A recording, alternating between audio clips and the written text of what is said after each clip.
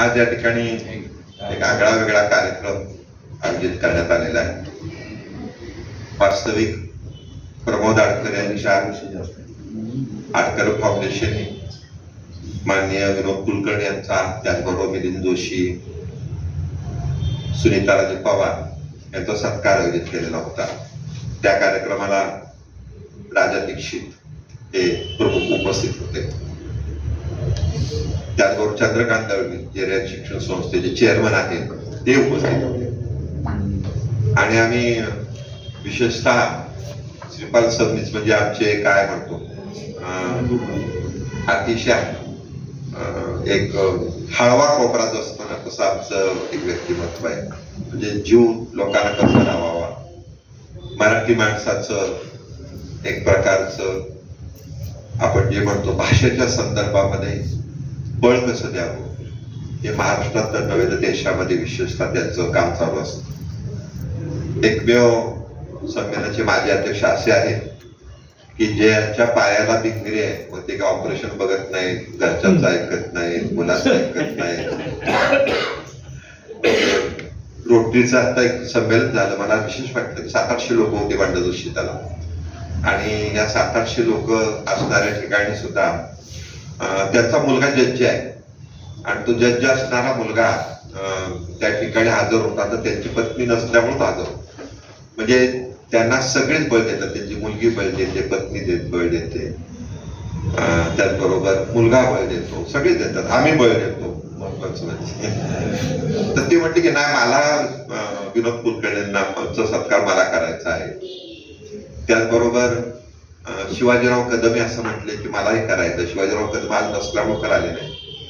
आणि J P Desai हे गेल्या 10 वर्षामध्ये आमच्या सर्वांचंच एक लाडकं व्यक्तिमत्व झालेलं आहे. म्हणजे त्यांचा आदर्श कसा घ्यावा, ते ज्या पद्धतीतून काम करतात, ज्येष्ठ नागरिकांसाठी करतात, विशेषतः वेगवेगळ्या क्षेत्रामध्ये काम, अगदी छोट्यातल्या छोट्या माणसासाठी काम करतात. आणि मग आम्ही असं ठरवलं की विनोद कुलकर्णींचे एक अनुभव त्यांनी कथन करावे संमेलनामधले. कारण दुसऱ्याला वाचवता वाचवता एक वेळ अशी आली की त्यांनाच त्रास देण्याचा प्रयत्न झाला, पण सातारकरांवर काही परिणाम झाला. सातारकरांनी तुडुंब गर्दी केली आणि दाखवून दिलं, जसं 1993च्या संमेलनामध्ये सुद्धा असंच दाखवून दिलेलं होतं. त्यावेळेला पण काही लोकांनी प्रयत्न केला होता. तर ते काय नाही, लोकांनी दाखवून दिलं की आमची गर्दी कशी असते, आम्ही कशा पद्धतीने येतो ते दाखवून दिलं. आणि विशेषतः विनोद कुलकर्णी यांनी 99 जे संमेलन सातारमध्ये झालं त्याचं संयोजन नियोजन त्याच्यासाठी गेली एक तब्बर कष्ट त्यांनी घेतलेले आहे. त्यामुळे आज एक आगळा वेगळा असा कार्यक्रम आहे की त्यांची ते बोलणार आहेत पहिल्यांदा, मग सगळे बोलणार आहेत. पुणे विद्यापीठाचे प्रभारी कुलगुरू पराग काळखत 5-10 मिनिटात या ठिकाणी उपस्थित असते. विशेषतः पुणे विद्यापीठाचं जे मराठी अध्यासन मंडळ आहे त्याचे अध्यक्ष डॉक्टर संदीप सांगळे, आता 5-6 त्यांच्याकडे PhD करणारे विद्यार्थी आलेले आहेत. मला आश्चर्य वाटलं की एवढा तरुण माणूस आहे, तो कुलगुरू तर होईलच पण आणखी पुढे काहीतरी मिळेल अशा प्रकारची. त्यांनी नाही म्हणलं ते होणार आहे, कारण त्या वय सांगतं म्हणजे मी कलकत्त्याला गेलो पण एक शृंगारपूर आहे म्हणून, पुन्हा शृंगारपूर एवढा यंग आहे, तो कर्नल आहे. तर मी त्यांना म्हटलं की शेवटची काय तुला प्रमोशन मिळू शकतो, तर हसला आणि म्हटला की जनरल तर नक्की होऊ शकतो. मागची आता जर मी जे बघतोय ते हे आपल्याला आनंद वाटतो. आणि त्यांच्याबरोबर कलकत्ता त्याने मला दाखवला नेताजी सुभाषचंद्रांचं सगळं म्युझियम्स, काय एक प्रकारचे या यंग जनरेशन कडं एक प्रकारचं अशी उमेद आहे हे मला अतिशय वाटतं. आजचा हा कार्यक्रम महत्वाचा आहे त्याचं कारण असं की विनोद कुलकर्णींचा जन्म पुणे जिल्ह्यातला आहे, पण सातारा हे त्याचं कार्यक्षेत्र आहे. आता अखिल भारतीय मराठी साहित्य महामंडळावर ते आता कोषाध्यक्ष आहेत. आणि या संमेलनाचे जे कार्याध्यक्ष संमेलन पूर्णपणे आपण म्हणतो एका व्यक्तीभोवती फिरतं, तसं ते त्यांच्या भोवती फिरत होतं. आणि त्यांनी अतिशय वेगवेगळ्या गोष्टीतून नवीन नवीन पायंडे पाडले. मला आठवतं 93 साली मी संमेलनाचा कोषाध्यक्ष होतो, शंकरसाला कार्याध्यक्ष होते आणि स्वागत शाबुईसराच्या गोष्टी होत्या. तर त्या संमेलनामध्ये बालवाचक मेळावा हा आकर्षण बिंदू ठरला होता. आणि दुसरं महत्वाचं ठरलं होतं म्हणजे की विरोधी उमेदवार सुद्धा त्या ठिकाणी हजर होते. म्हणजे त्यावेळी यदुनाथ थत्ते पराभूत झाले होते, विद्याधर भोसले आले होते, निवडून आले होते, दोघंही हजर होते. परंतु या वेळेला तर विनोद कुलकर्णींनी काय म्हणतो, एक प्रकारच्या आपल्या बुद्धी चातुर्याने, वेगवेगळ्या योजनेने प्रकाशन कट्टा, बाल चळवळ कट्टा, गझल कट्टा, कवी कट्टा, सगळ्या प्रकारच्या लोकांसाठी तिथं सोयी उपलब्ध करून दिल्या. त्या प्रकाशन कट्ट्यावर तर जवळपास 135 पुस्तकाचं प्रकाशन झालं. त्याला सबनीस पहिल्या दिवशी हजर होते. मी एवढंच सांगितलं की आजचं आपल्याला आपण म्हणतो, मी माझ्या पुस्तक एक माझ्या वाचनात आलं की 14 भाषा भारतामध्ये त्यावेळेच्या म्हणजे महत्वाच्या, आणि मराठी भाषेसाठी जे आपण योगदान देत होतो ते फार प्रचंड होतं. म्हणजे आपण जर विचार केला, इथं बंडा जोशी हजर आहेत, त्या नांदेडला निघाले हास्य संमेलनासाठी, पण आपण जेव्हा विचार करतो की शाहू फुले आंबेडकर म्हणत असताना समजा सयाजीराव गायकवाड जर महाराष्ट्रात असते तर त्यांचं नाव घ्यावं लागलं असतं, अशी परिस्थिती. बरेच नाव आहेत, टिळक आहे, बरीच आहेत, परंतु आपण बघतो की मराठी भाषा ही विशेषतः शिवाजी महाराजांपासून जी राज्यकर्त्यांची भाषा झाली ती सगळ्यात मध्ये देशामध्ये मोठी होती. जे मराठी शाळा देशात जेवढ्या होत्या तेवढ्या कुठल्याही भाषेच्या नव्हत्या, पण प्रांतवार रचना झाल्यामुळे त्या ठिकाणच्या शाळा ज्या आहेत त्या सगळ्या बंद पडलेल्या आहेत किंवा गलित गात्र झालेल्या आहेत. त्याच्यामुळं साहित्य संमेलनं जेवढी मोठी होती तेवढं पुन्हा एकदा आपण देशभर पोहोचू अशा प्रकारचं एक वातावरण आपल्याला तयार करायचं आहे. आणि त्या तयार करण्यामध्ये सातारने आता 99 जे संमेलन केलं, करून दाखवलं. श्याम मुरके तिथं होते, विशेषतः त्याचा सत्कार 80 वर्षाचे आपले सातारकर आहेत ते ज्येष्ठ साहित्य, त्याचा सत्कार. लाखे होते, अडकर होते, सगळी मंडळी तिथे होती, राजगुरू होते. आज या ठिकाणी विशेषतः गभळ चव्हाण या ठिकाणी आहेत आणि चव्हाण आहेत, आणि त्यांनी सातारवर एक कविता केलेली होती. सातारा आकाशवाणीवरती कविता झालेली आहे, ती मुद्दा मी वाचतो या ठिकाणी की ती महत्वाची कविता. सातारा जिल्ह्याला 50 वर्ष पूर्ण झाल्यावर ती कविता केलेली होती. खरं सातारा जिल्ह्याला 50 वर्ष पूर्ण नाही झाली, सातारा जिल्ह्यातनं भाग फुटून सांगली जिल्हा झाला, पण नाईलाजास्तव सातारा जिल्हा आणि सांगली जिल्हा म्हणायला लागलं त्यावेळेला, अशी परिस्थिती होती. कारण सातारा जिल्ह्याने स्वातंत्र्य लढ्यामध्ये प्रचंड योगदान दिलेलं आहे. आणि त्याचा जेव्हा मी अभ्यास केला तेव्हा माझ्या असं लक्षात आलं, सातारा जिल्हा मोकळा झाला होता. मोकळा म्हणजे काय, तर इंग्रजांविरुद्ध लढणारं जे गादी होती ती सातारची होती, थोरल्या प्रतापसिंह महाराजांची होती. त्यामुळे या गादीवर इतकं इंग्रजांनी अन्याय केला की आपण काही जरी म्हटलं तरी ती फायनान्शियली सुद्धा गलित गात्र झालेलं. त्यामुळे या भागामध्ये स्वातंत्र्य लढ्यामध्ये जे बीज होतं ते एक वेळ गादीवर अन्याय झाला एक बाजू होती, आणि स्वातंत्र्य लढा होता त्याच्यावर जास्तीत जास्त मंडळी होती. नाना पाटील पासून सगळी वसंतदादा पाटलापासून सगळी होती. पण मी जेव्हा वाचन केलं तेव्हा माझ्या लक्षात असं आलं, मग कोल्हापूर असं काय नाही झालं. तर कोल्हापूर बदला स्वातंत्र्य लढ्यातल्या लोकांच्याकडे दोन बाजूनी त्रास व्हायचा. एक इंग्रजांच्या शासनात त्रास व्हायचा, आणि त्या जे गादी होती त्यांना इंग्रजांनी सांगितलेलं होतं की ही माणसं कुठल्याही परिस्थितीत बाजूला राहिलेली नाही पाहिजे. त्यामुळे सातारा जिल्ह्याला प्रचंड महत्व आहे. विशेषतः पहिलं पुण्याच्या बाहेरचं संमेलन, साहित्य संमेलन सातारला झालं. लोकमान्य टिळकांच्या अतिशय जवळचे मित्र त्यांचे दादासाहेब करंदीकर ते त्याचे अध्यक्ष होते. आणि अशा या सातारा जिल्ह्यामधलं 99वं संमेलन सातारा शहरामधलं गाजलं. त्या दृष्टिकोनातून आजचा हा सत्कार महत्वाचा वाटतो. मी फक्त अजिंक्यतारा ही एक चव्हाणांची जी त्यांनी गीत त्यावेळेला लिहून दिलेलं होतं सातारा आकाशवाणीला, ते तेवढं मी या ठिकाणी सादर करणार आहे. त्यांनी म्हटलंय, मराठ्यांच्या मुलखातला अजिंक्यतारा जिल्हा सातारा, काळी कसदार काळी आई, कृष्णा काठाला तुलना नाही, हिरे मोती पिकवत जाई, रानाचा वारा जिल्हा सातारा. अहो अभंग साधा बोळा, लावणी करते शृंगार सोळा, वाण अस्सल मराठमोळ, ऐक शाहिरा जिल्हा सातारा. देश कार्यात सातारा पहिला, नाही कधीच माघारी फिरला, नवजवान सांगत सुटला, जीवाहून प्यारा जिल्हा सातारा. ही भूमी यशवंतांची, कर्मभूमी कर्मवीरांची, क्रांतीचे नाना पाटलांची, क्रांतीचा सारा जिल्हा सातारा. या सातारा जिल्ह्यामधलं सातारा हे महत्वाचं आहे. त्या ठिकाणी 99 अखिल भारतीय मराठी साहित्य संमेलन अतिशय महत्वाचं ठरलं. जे पायाभूत ठरलं म्हणजे मराठी जण सगळेजण त्या मानवाकडं येण्यामध्ये हे संमेलन यशस्वी झालं. ज्यासाठी विनोद कुलकर्णी सगळ्यांचे टाळ्या करत आपण स्वागत करूया. या कार्यक्रमासाठी श्रीपाद सबनीस उपस्थित आहेत, JP देसाई उपस्थित आहेत, त्याचबरोबर संदीप सांगळे आहेत, अविनाश सांगोलेकर आहेत. या सर्वांचं मी या ठिकाणी विशेषतः स्वागत करतो.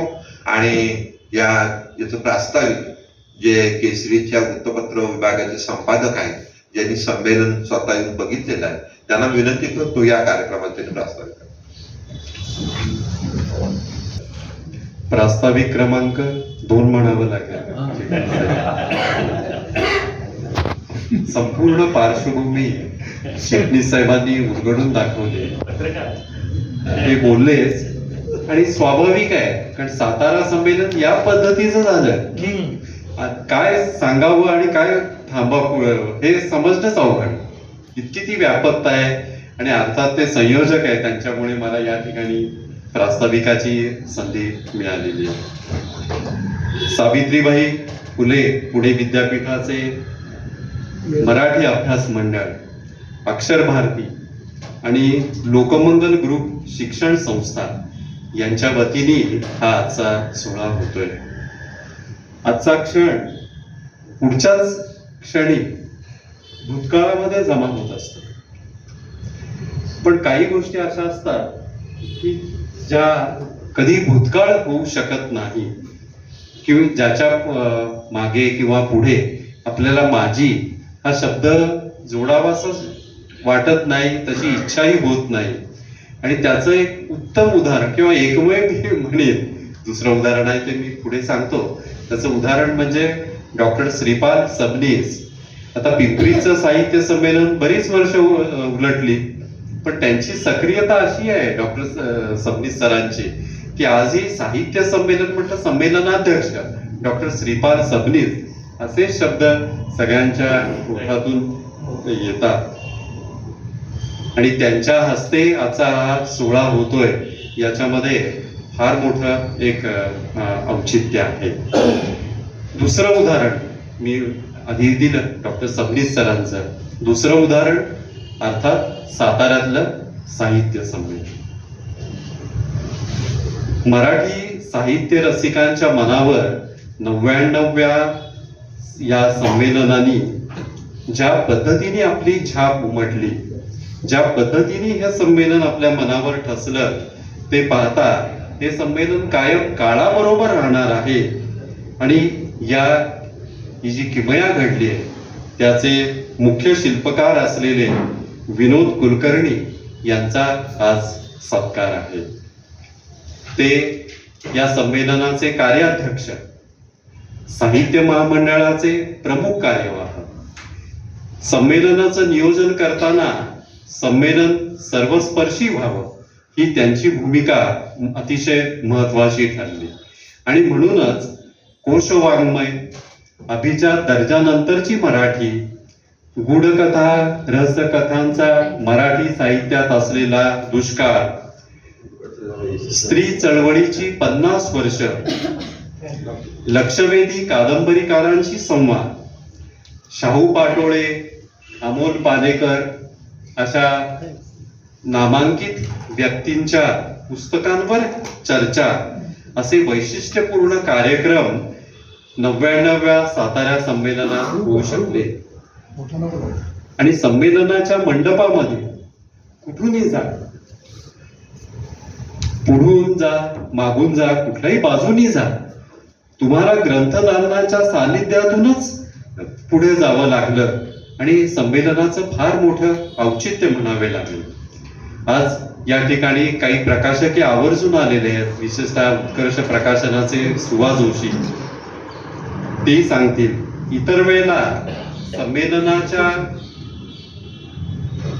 ग्रंथदालना संदर्भामध्ये काही ना काहीतरी तक्रारी असा सूर निघतो किंवा साहित्य रसिक मोठ्या संख्येने आले, पुस्तक प्रेमी आले, पण जरा मुख्य मंडपापासून लांबच होतं, आमच्या दुकानात कोणीच आलं नाही, विक्री झाली नाही. पण हे म्हणण्याची संधी या संमेलनाने दिली नाही, कारण त्याच्या सोबत घेऊनच, पुस्तकांची सोबत घेऊनच प्रत्येक जण मुख्य मंडपामध्ये जात होता. त्याचप्रमाणे आयोजनामध्ये उणीव राहिली हे म्हणण्याची संधी देखील कोणाला मिळाली नाही. आता यामागे अनेक हात असले तरी विनोद कुलकर्णी यांची खंबीरता आणि कल्पकता यांना याचं श्रेय मुख्यतः द्यावं लागेल. मराठी माणूस आपल्याला मी काय सांगायला ना, सगळेजण आपण मराठी आहोत, कौतुक करण्यात जरा हात आखडताच घेतो किंवा आपण तोंड म्हणूया, तोंड थोडं बंद ठेवतो. पण साहित्य परिषदेचे धडाडीचे स्थानिक कार्यवाह आणि साताऱ्यामध्ये साहित्य चळवळीचा फुलोरा फुलवणारे लोकमंगल ग्रुप शिक्षण संस्थेचे संस्थापक अध्यक्ष शिरीष चिटणीस हे याला अपवाद आहेत. म्हणजे आता की अपवादांचा मी उल्लेख केला, आधी सबनीस सर सांगितलं, नंतर विनोद कुलकर्णी सर आणि अर्थात शिरीष चिटणीस सर. आणि त्यांनी त्यांच्यासारख्याच अपवादांना जोडून या ठिकाणी हा सोहळ्याचा घाट घातलेला आहे. त्यामध्ये ज्येष्ठ विचारवंत प्राध्यापक जे.पी. देसाई सर, सावित्रीबाई फुले पुणे विद्यापीठाच्या मराठी अभ्यास मंडळाचे अध्यक्ष प्राचार्य डॉक्टर संदीपजी सांगळे, विद्यापीठाचे प्रकुलगुरूही आता इतक्यात येत आहेत, सांगोले सर या ठिकाणी आहेत. आणि या सगळ्यांच्या सहकार्यातून आणि एकत्र येण्यातून हा देखणा आणि नेमका सोहळा आज होतो आहे. आजचा सोहळा हा विनोद कुलकर्णी यांच्यासाठी पुणेकरांना वाटणाऱ्या आपुलकीचे आणि कृतज्ञतेचं प्रतीक आहे. श्रोत्यांमध्ये अनेक नामवंत आहेत, राजन लाखे सर आहेत, प्रमोद आडकर सर, राजगुरू सर मला दिसत आहेत, डॉक्टर दिलीप गरुड सर, हास्यकवी ज्येष्ठ हास्यकवी बंडा जोशी, सुहास जोशींचा मी आधीच उल्लेख केला, डॉक्टर श्रीकांत चौगुले सर या ठिकाणी आहेत, अनेक आहेत. आणि ही खरोखर मेजवानीच आहे. संमेलन तर मेजवानी होतच ठरलंच, त्यानंतरची मेजवानीची संधी विचारांच्या आपल्याला शिरीष चिटणीस आणि त्यांच्या सर्व सहकार्यांच्या पुढाकारामुळे लाभलेली आहे. धन्यवाद. थोडासा कार्यक्रमात आपण बदल करतो आहोत. पुणे विद्यापीठाचे प्रभारी कुलगुरू आल्यानंतर आपण सत्कार घेऊया. महत्वाचं म्हणजे आज आपल्याला विनोद कुलकर्णी या संमेलनाचं यशाच्या संदर्भात किंवा 12 वर्ष कशा पद्धतीतून आपण हे संमेलन सातारला मिळवण्यासाठी प्रयत्न करत होतो आणि मग ते साताराला मिळवण्यासाठीच प्रयत्न केला का तर नाही, मराठी भाषेच्या समृद्धीसाठी, मराठी भाषेकडं विशेषतः तरुणांनी वळण्यासाठी हे संमेलन यशस्वी कसं केलं. म्हणजे जर आम्ही साताऱ्यात बघत होतो की सातारच्या इंग्लिश मिडियमची सगळी मुलं विशेषतः त्याचे सर्व शिक्षक या मंडपामध्ये उपस्थित होते आणि त्यांच्या मनामध्ये सुद्धा एक बीज रोवलं गेलं की आपल्या शाळांमध्ये मराठी विषयाचे आपण वेगवेगळे काही कार्यक्रम घेतले गेले पाहिजे. अशा पद्धतीचं हे संमेलन झालं. जे संमेलनाची उंची कशामध्ये मोजली पाहिजे तर पुढच्या 25 वर्षामध्ये ते जे शहर आहे किंवा तो जो जिल्हा आहे या जिल्ह्याची साहित्यामध्ये काय भर पडते का, नवीन साहित्यिक निर्माण होतात का, कवी निर्माण होतात का आणि अभिजात भाषेला बळ देण्यासाठी काही निर्माण होतं का, हे महत्वाचं असतं. तर मी विनोद कुलकर्णींना विनंती करतो की आपण थोडासा कार्यक्रमात बदल करू. आपण या संमेलनाच्या निमित्तानं आपलं जे मनोगत आहे, आपलं जे भाषण आहे ते आपण या ठिकाणी सादर करू. सावित्रीबाई फुले पुणे विद्यापीठ मराठी अभ्यास मंडळ, अक्षर भारती पुणे आणि लोकमंगल ग्रुप शिक्षण संस्था यांच्या संयुक्त विद्यमाने हा पुण्यातला माझा दुसरा सत्कार आज होतोय. पहिला सत्कार आमचे मित्र ॲडव्होकेट प्रमोद आडकर यांनी आयोजित केला होता. कार्यक्रमासाठी उपस्थित असलेले सगळे मान्यवर आहेत, राजन लाखे सर आहेत, माधव राजगुरू आहेत, माघबंडा जोशी सर बसलेले आहेत, अनेक जण आहेत. श्याम बोडके यांचा 80 वर्षाचा वय झाल्यामुळे आम्ही संमेलनात सत्कार सुद्धा केलेला होता. मकरंद गोंधळी सर आहेत, सुहास जोशी आहेत, अनेक मान्यवर ह्या कार्यक्रमासाठी उपस्थित आहेत. महत्वाचं म्हणजे श्रीपाल सबनीस सर आणि कुलगुरू काळकर सर आणि सत्कार आयोजित करणारे आमचे मार्गदर्शक सातारा जिल्ह्यातून पुण्यात निवडून आलेले आणि आता पुणेकर असलेले श्री चिटणीस सर आहेत, संदीप सांगळे सर आहेत आणि सगळेच मान्यवर. म्हणजे आपल्याला नेहमी सांगितलं जातं की एखाद्या गोष्टीचं स्वप्न बघितलं आणि तिचा पाठलाग केला तर ती इच्छा पूर्ण होते, किंवा आपण सतत बोलत राहिलं पाहिजे आणि तशी कृती करत राहिली पाहिजे की आपल्याला अमुक एक गोष्ट करायची आणि त्या मार्गावरून आपण आपली वाटचाल सुरू ठेवली पाहिजे. 2009 मध्ये मी टिळक विद्यापीठातून मास्टर ऑफ जर्नलिझमची परीक्षा देणार होतो आणि त्या संदर्भातलं एक प्रशिक्षण टिळकवाड्यामध्ये होतं आणि मी तिथं आलेलो होतो. आणि 2009 मध्ये त्याच वेळेस अखिल भारतीय मराठी साहित्य संमेलन पुण्यामध्ये सतीश देसाई जे आता आमच्या बरोबर काम करतात त्यांनी आयोजित केलेलं होतं.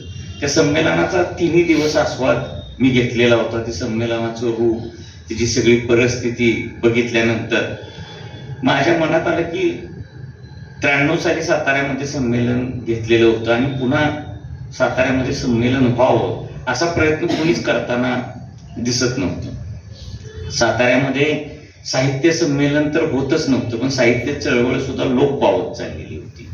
म्हणजे ती एक खुंटीत प्रक्रिया होती, खंडित झालेली प्रक्रिया होती. 1993 मध्ये अभयसिंह राजेंनी एक भव्य असं संमेलन साताऱ्यात घेतलेलं होतं आणि त्यानंतर त्यांनी एक सातारा साहित्य संमेलन नावाचा ट्रस्ट केलेला होता. चिटणीस साहेब त्याचे पदाधिकारी होते, परंतु ज्यांना प्रमुख केलेलं होतं त्यांनी तो ट्रस्ट पासनात गुंडाळून ठेवला आणि पुढे काही काम झालं नाही 1-2 वर्षांनंतर. आणि मग माझ्या मनात आलं की आपण काहीतरी काम केलं पाहिजे. म्हणून मी टिळक रोडच्या वास्तूमध्ये आलो आणि मला सभासद करून घ्या अशी विनंती केल्यानंतर त्यांनी सांगितले की तुम्ही सातारा जिल्ह्यात जावा, कारण साताऱ्यातल्या माणसानं साताऱ्यात सभासद व्हावं, पुण्यात होऊन. म्हणजे ठीक आहे म्हणून मी सातारा जिल्ह्यात गेलो. सातारा जिल्ह्यात गेल्यानंतर तिथल्या जे शाखेचे प्रमुख होते त्यांना भेटलो तर ते म्हणले माझ्या हातात नाही, जिल्हा प्रतिनिधी व्हायचे त्यांच्या हातात आहे. त्यांना भेटलो. ते मी दैनिक ऐक्यमध्ये उपसंपादक म्हणून काम करत होतो आणि आमच्या वर्तमानपत्रात ते साहित्य विषयक सदर लिहायचे म्हणून मी त्यांनाही भेटलो. ते म्हणले माझ्या हातात नाही, साताऱ्यात आहे त्यांच्या हातात. असं मग माझी इकडून तिकडं आणि मग मला काही त्यांनी सभासद केलं नाही. आणि मग सभासद केलं नाही म्हणल्यानंतर मी तो विषय सोडून दिला की आता काही काय आपल्याला सभासद करत नाहीत, त्यामुळे आपल्याला काय ह्या क्षेत्रामध्ये काम करण्याची संधी नाही किंवा काय कोणाला प्रश्न विचारण्याची सुद्धा संधी नाही.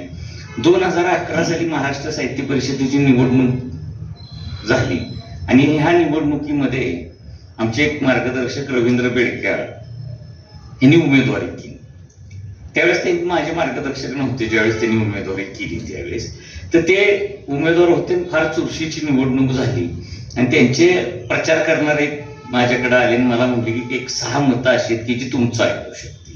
ते म्हटलं मला माहितच नाही कोण मतदार आहे, तुम्ही नावं सांगा. तर त्यांनी अभ्यास केला होता आणि मग 6 मतदारांकडे मी गेलो आणि ती 6 मतं रवींद्र बेडकरांना मी मिळवून दिली आणि अगदी 7-8 मतांनी रवींद्र बेडकरांचा विजय झाला. मग त्या विजयाच्या वेळेस मी त्यांना असं म्हणलं की साताऱ्यातली साहित्य परिषदेची शाखा बंद आहे, तर तुम्ही मला एक शाखा द्या, मी ती शाखा सुरू करतो, मी चालवतो, साहित्य चळवळ प्रभावित करतो, जिवंत करतो. मग रवींद्र बेडके यांनी मला बोलवलं, आम्ही भेटलो. त्यांनी विचारलं की हेतू काय. तुम्ही म्हणले हेतू 2च आहेत, एक सातारा शहरातली साहित्य चळवळ जिवंत करायची आणि दुसरं साताऱ्यात अखिल भारतीय मराठी साहित्य संमेलन. नाही म्हणजे पुण्यात महाराष्ट्र साहित्य परिषदेमध्ये निवडणूक वगैरे लढवायचं वगैरे काय असं मनात वगैरे आहे का. तुम्ही म्हणलं नाही, माझ्या काय मनात नाही, कारण सातारा शहरात माझं खूप काम आहे, त्यामुळे असं कुठं महाराष्ट्र साहित्य परिषदेत काम करावं अशी काही माझ्या मनामध्ये इच्छा नाही. कारण सातारा शहरात त्यावेळेस मी एक जनता सहकारी बँक नावाची बँक आहे की जी अडचणीत आलेली होती. जवळपास 8.5 कोटी रुपये तोटा त्या संस्थेला होता आणि त्या संस्थेत मी पॅनल केलेलं होतं निवडणुकीचं आणि ते निवडून आलेलं होतं. त्यामुळे ती बँक तोट्यातून बाहेर काढण्याचं फार मोठं आव्हान माझ्यासमोर होतं. शिवाय एक Gujarati urban cooperative credit society जिला 100 वर्ष नुकतीच पूर्ण झालेली आहे, त्या संस्थेचा मी चेअरमन होतो. ती संस्था सुद्धा 1 कोटी रुपये तोट्यात होती. तिचा तोटा टप्प्याटप्प्याने मी भरून काढलेला होता. 2 संस्थांचं काम, रोजची नोकरी, त्यामुळे असं महाराष्ट्र साहित्य परिषदेत काम करावं अशी काही माझ्या मनातही विचार नव्हता. तुम्ही म्हटलं एवढ्या 2च गोष्टी माझ्या मनात आहेत आणि तुम्ही मला संधी दिली तर तुम्ही जे सांगाल ते साहित्य परिषदेमध्ये मी करेन. मग त्याच्यावर त्यांनी मला संधी दिली. एक साहित्य परिषदेची शाखा मला दिली सातारा शहरामध्ये. त्या शाखेलाही त्यावेळेस विरोध झाला पुण्यातल्या बैठकीमध्ये, किंवा त्यांना कशाला शाखा देत आहे, एक सातारा शाखा आधीच असताना आणखी दुसरी कशाला देते. पण मिलिंद जोशी जे आता कार्याध्यक्ष ते त्यावेळेस प्रमुख कार्यवाह होते आणि त्यांनी अशी भूमिका घेतली की दिली पाहिजे म्हणून. पहिली शाखा काय एवढं काम चांगलं करत नाही, यांना एक संधी देऊ आपण. आणि मग महाराष्ट्र साहित्य परिषद शाहूपुरी शाखा, आमचे जे साताऱ्याचे संभाजीपुत्र राजे स्वराज्य विस्तारक, आता आपण बघितलं असेल साहित्य संमेलन नगरीला सुद्धा आपण ते नाव दिलं होतं, स्वराज्य विस्तारक छत्रपती शाहू महाराज साहित्य नगरी, तर त्यांच्या नावाचा समावेश असलेली शाहूपुरी शाखा आपण स्थापन केली.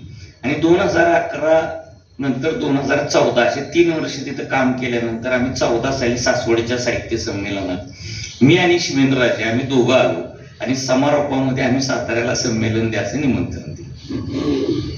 14 ते 25 असं 12 वर्ष आम्ही साहित्य संमेलनाचं निमंत्रण देतो. माझं दुर्दैव असेल किंवा सुदैव असेल की 11 वर्षात स्थळ पाहणी समिती सुद्धा आमच्याकडे कधी आली. म्हणजे एखादी शाखा स्थापन आपण करतो, 12 वर्ष मागतो, तर शक्यतो महामंडळ जी निमंत्रण आलेली असते त्या स्थळाला एकदा तरी भेट देतात. आमच्याकडं ज्या वर्षी संमेलन मिळालं त्याच वर्षी भेट दिली, त्याच्या आधी कोणी भेटही दिली नाही आम्हाला. 97 संमेलन जे अंमळनेरला झालं ते संमेलन आम्ही मागितलं होतं, जोर लावला, महामंडळामध्ये मतदान झालं आणि 1 मतानं आमचं संमेलन गेलं. सुनीता राजे आमच्या जिल्ह्यातल्या इथं प्रमुख कार्यवाह आहेत, त्या मूळ गाव त्यांचं सातारा जिल्ह्यातलं असल्यामुळे त्यांनाही वाटत होतं की आपण साहित्य परिषदेत काम करतोय, तर साताऱ्यात आपल्या कारकिर्दीत संमेलन. त्यांना मला खूप वाईट वाटलं. आनंद मिलिंद जोशींना, म्हणजे आमच्या शत्रुत्व होतं म्हणून आनंद झाला असं नाही, तर आमची मैत्री होती आणि मिलिंद जोशींना असं वाटत होतं की मी महामंडळाचा अध्यक्ष असताना साताऱ्यात संमेलन झालं पाहिजे, म्हणजे मला जे हवेत ते प्रयोग साताऱ्याच्या साहित्य संमेलन करता येतील. मग आम्ही ठरवलं की महामंडळ पुण्याकडे आल्यानंतर आपण तो प्रयत्न करू की संमेलन आपल्याला मिळालं पाहिजे. पण संमेलन मिळवण्याचा प्रवास हा जितका खडतर होता त्यापेक्षा साहित्य परिषदेत पद मिळवण्याचा प्रवास माझा सोपा झाला.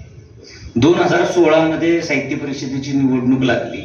मी घटनेप्रमाणे आमच्याकडे एकच प्रतिनिधी होता, नंतर सभासद वाढले, एकदम 3 प्रतिनिधी झाले. रवींद्र बेडके मला भेटायला आले आणि मला म्हटले आता निवडणूक लागली, काय करायचं? ते म्हणजे तुम्ही सांगा, तुमच्या अर्जावर मी सूचक म्हणून सही करतो आणि तुम्ही सांगाल तसं आपण करू, सगळ्या जिल्ह्याचा प्रचार करू, सगळ्यांना आपण सांगू की रवींद्र बेडके आपले आहेत, सगळ्यांनी रवींद्र बेडके यांच्या पाठीशी उभं राहिलं पाहिजे. ते म्हणले माझ्या मनात दुसरं आहे. म्हणजे सांगा. ते म्हणले तुम्ही निवडणूक लढवली पाहिजे. म्हणजे मी काय असं ठरवलेलं नाही आणि तुम्ही तर म्हटला होता तुझ्या मनात काय काय सांग. त्यावेळेस ते मी म्हणलं मला काय निवडणूक लढवायची नाही, पण त्याने आग्रह धरला की तुम्ही निवडणूक लढवा. म्हणून मी महाराष्ट्र साहित्य परिषदेचा 2016चा सातारा जिल्हा प्रतिनिधी म्हणून निवडणूक लढवली. आमचे राजन लाखे इथं बसलेले आहेत. मी, राजन लाखे आणि पद्माकर कुलकर्णी आम्ही तिघांनी मिळून एक नव्या पॅनलची निर्मिती केली. म्हणजे जे पॅनल आज साहित्य परिषदेमध्ये आहे ते निवडून आणण्यामध्ये सुद्धा लाखेंनी आणि पद्माकर कुलकर्णी आमच्या तिघांचा सिंहाचा वाटा आहे. आता आत्मस्तुतीचा दोष पत्करून मी हे सांगतो की मी त्यामध्ये प्रमुख भूमिका, कारण मीच ही चर्चा सगळी घडवत होतो आणि मला खात्री होती की राजन लाखे, मी आणि पद्माकर कुलकर्णी आम्ही तिघा एकत्र आलो तर 100% महाराष्ट्र साहित्य परिषदेमध्ये आमचं पॅनल निवडून. आणि तसंच घडलं. पुण्यातल्या 9 सीटा प्रमोद आडकर, शिरीष चिटणीस आमच्या विरोधात निवडून आल्या. पण गेल्या 10 वर्षांमध्ये आडकर असतील, मागं बंडा जोशींनी राजीनामा दिल्यानंतर त्यांच्या वैयक्तिक कारणामुळं, आणि राजगुरू असतील, शिरीष चिटणीस असतील, 9च्या 9 सदस्य हे कधीच विरोधी गटाचे असं वागले. महाराष्ट्र साहित्य परिषदेमध्ये एकरूप होऊन आम्ही 10 वर्ष सगळ्यांनी काम केलं. म्हणजे कुठला गट सत्ताधारी आणि कुठला विरोधी हे 10 वर्षामध्ये समजलं नाही. मग जिल्हा प्रतिनिधी, विभागीय कार्यवाह, महामंडळाचा सदस्य, महामंडळाचा विश्वस्त, महाराष्ट्र साहित्य परिषदेचा कोषाध्यक्ष, अखिल भारतीय मराठी साहित्य महामंडळाचा कोषाध्यक्ष, असा प्रवास झाला आणि मग संमेलन. म्हणजे जो प्रवास करायचा नव्हता, जो ठरवला नव्हता, तो सगळा प्रवास संमेलन मिळवण्याच्या वाटचालीमध्ये घडला. म्हणजे आपण एक स्वप्न बघितलं तर न बघितलेली 10 स्वप्न साकार होतात, असा अनुभव मला आला. त्यामुळे पहिल्यांदा स्वप्न बघायला शिकतो आणि त्या स्वप्नाच्या दिशेनं निघा, म्हणजे इतकी पदं मिळतात. इतकी पदं मिळतात. दरम्यान मराठी भाषेला अभिजात भाषेचा दर्जा मिळावा यासाठी आंदोलन केलं. त्यासाठी सातारा जिल्ह्यातून 1 लाख पत्र पाठवली. नंतर लाखेंनी सुद्धा त्यामध्ये मोहीम घेतली, पत्र पाठवली. महाबळेश्वरला एक मुख्यमंत्र्यांना काळे झेंडे दाखवण्याचं आंदोलन केलं, त्यांचं लक्ष वेधून घेण्यासाठी. दिल्लीमध्ये आम्ही सगळ्यांनी जाऊन दिल्लीत धरणे आंदोलन केलं. म्हणजे ह्या सगळ्या गोष्टी आम्ही एका बाजूला करत होतो, पण संमेलन पाठशिवणीचा खेळ करत होतो. आणि मिलिंद जोशी म्हणजे हा आमचा अध्यक्ष जरी असला आणि आमच्या पॅनलचे महत्वाचा घटक असला तरी तेल लावलेला पाहिजे. तो असा हातात सापडला म्हणजे ते सतत त्याला असं पकडावं लागतं आणि तेलाशिवाय त्याला हातात टिकवणं फार अवघड. मग आम्ही स्थळ पाहणीमध्ये मी सुद्धा होतो. ते प्रत्येक ठिकाणी गेले की अशी पाहणी करायची की तिथंच संमेलन देणार. इथं हे इथं कवी कट्टा केला तर चांगलं होईल, परिसंवादाची जागा जरा ती नको. आम्हाला कळायचं नाही की मिलिंद जोशी ऐन वेळी काय भूमिका घेणार. आणि मग मिलिंद जोशीने अशी भूमिका घेतली की मी काय ह्यात भूमिका घेणार नाही, महामंडळाच्या सदस्यांनी ठरवावं. आणि मग ते ठरत नाही तोपर्यंत माझ्याही मनात धाकधूक होती. इचलकरंजीने असा मुद्दा मांडला की 50 वर्ष आमच्याकडे झालेलं नाही. सरकारमधून एक फोन आला मिलिंद जोशींना की साताऱ्याला 32 वर्ष झाली, इचलकरंजीला 50 वर्ष झाली, त्यामुळे वर्षाच्या हिशोबाने इचलकरंजीचा विचार करा. आणि साताऱ्याची आर्थिक शक्ती तेवढी नाही जेवढी इचलकरंजीची आहे. आणि असे अनेक मुद्दे साताऱ्याच्या विरोधात चर्चेला येत होते. पण महामंडळ सदस्यांचं मी मनापासून अभिनंदन करेन की त्यांनी साताऱ्याला ही संधी दिली. मी त्यांना असं सांगितलं की 98 संमेलनामध्ये जे काय त्रुटी उणीवा आहेत त्या सगळ्या उणीवा त्रुटी आम्ही साताऱ्याच्या संमेलनामध्ये दूर करू आणि एक वेगळं संमेलन आम्ही तुम्हाला साताऱ्यात घेऊन दाखवू. प्रत्येक संमेलन मिळालं की प्रत्येक जण म्हणायचं हे शिवधनुष्य आहे, हे शिवधनुष्य आहे. तर मला काय छोटे मोठे कार्यक्रम घेतले मग वाटायचं नाही. पण प्रत्यक्ष ज्यावेळेस संमेलनासाठी काम सुरू झाल्यानंतर माझ्या लक्षात आलं हे खरं शिवधनुष्य आहे. ही काही सोपी गोष्ट नाही. फक्त मी अनेक संमेलनं बघितली असल्यामुळं तिथल्या त्रुटी मला माहीत असल्यामुळे मी त्याच्यावर सगळं काम सुरू केलं. म्हणजे अक्षरशः 4 महिने आधी मी हॉटेल्स बुक केलेली होती. सातारा शहरातलं एकही हॉटेल शिल्लक नव्हतं. सर्व हॉटेल्स आम्ही बुक केली.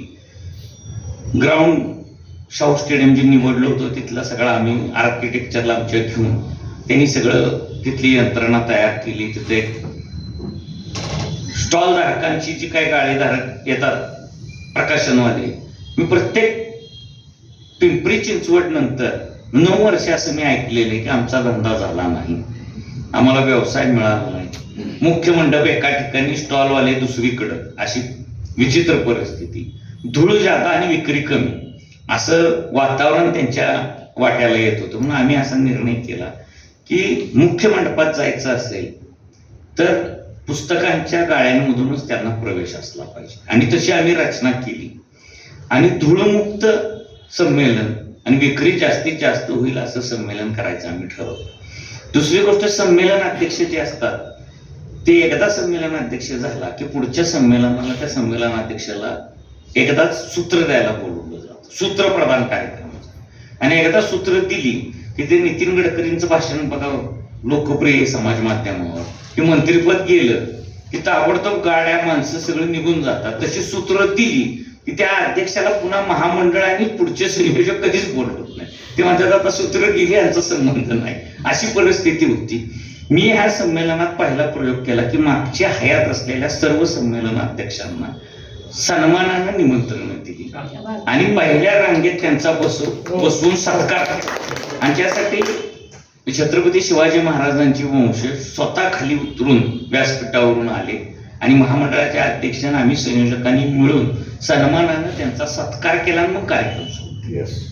म्हणजे ही एक प्रथा चांगली आम्ही संमेलनामध्ये सुरू केली की संमेलनाध्यक्ष म्हणजे आपले पंतप्रधान असतात संमेलनाचे. आणि माजी पंतप्रधानांच्या दर्जानं जी वागणूक दिली पाहिजे एका राष्ट्रप्रमुखाला, ती हे मराठीचे राष्ट्रप्रमुख आहेत, त्यांना प्रत्येक संमेलनामध्ये किमान तशी वागणूक आपण दिली पाहिजे महामंडळाने, आयोजक संस्थेनं. तर तो पायंडा आम्ही साताऱ्याच्या संमेलनामधून सुरू केला.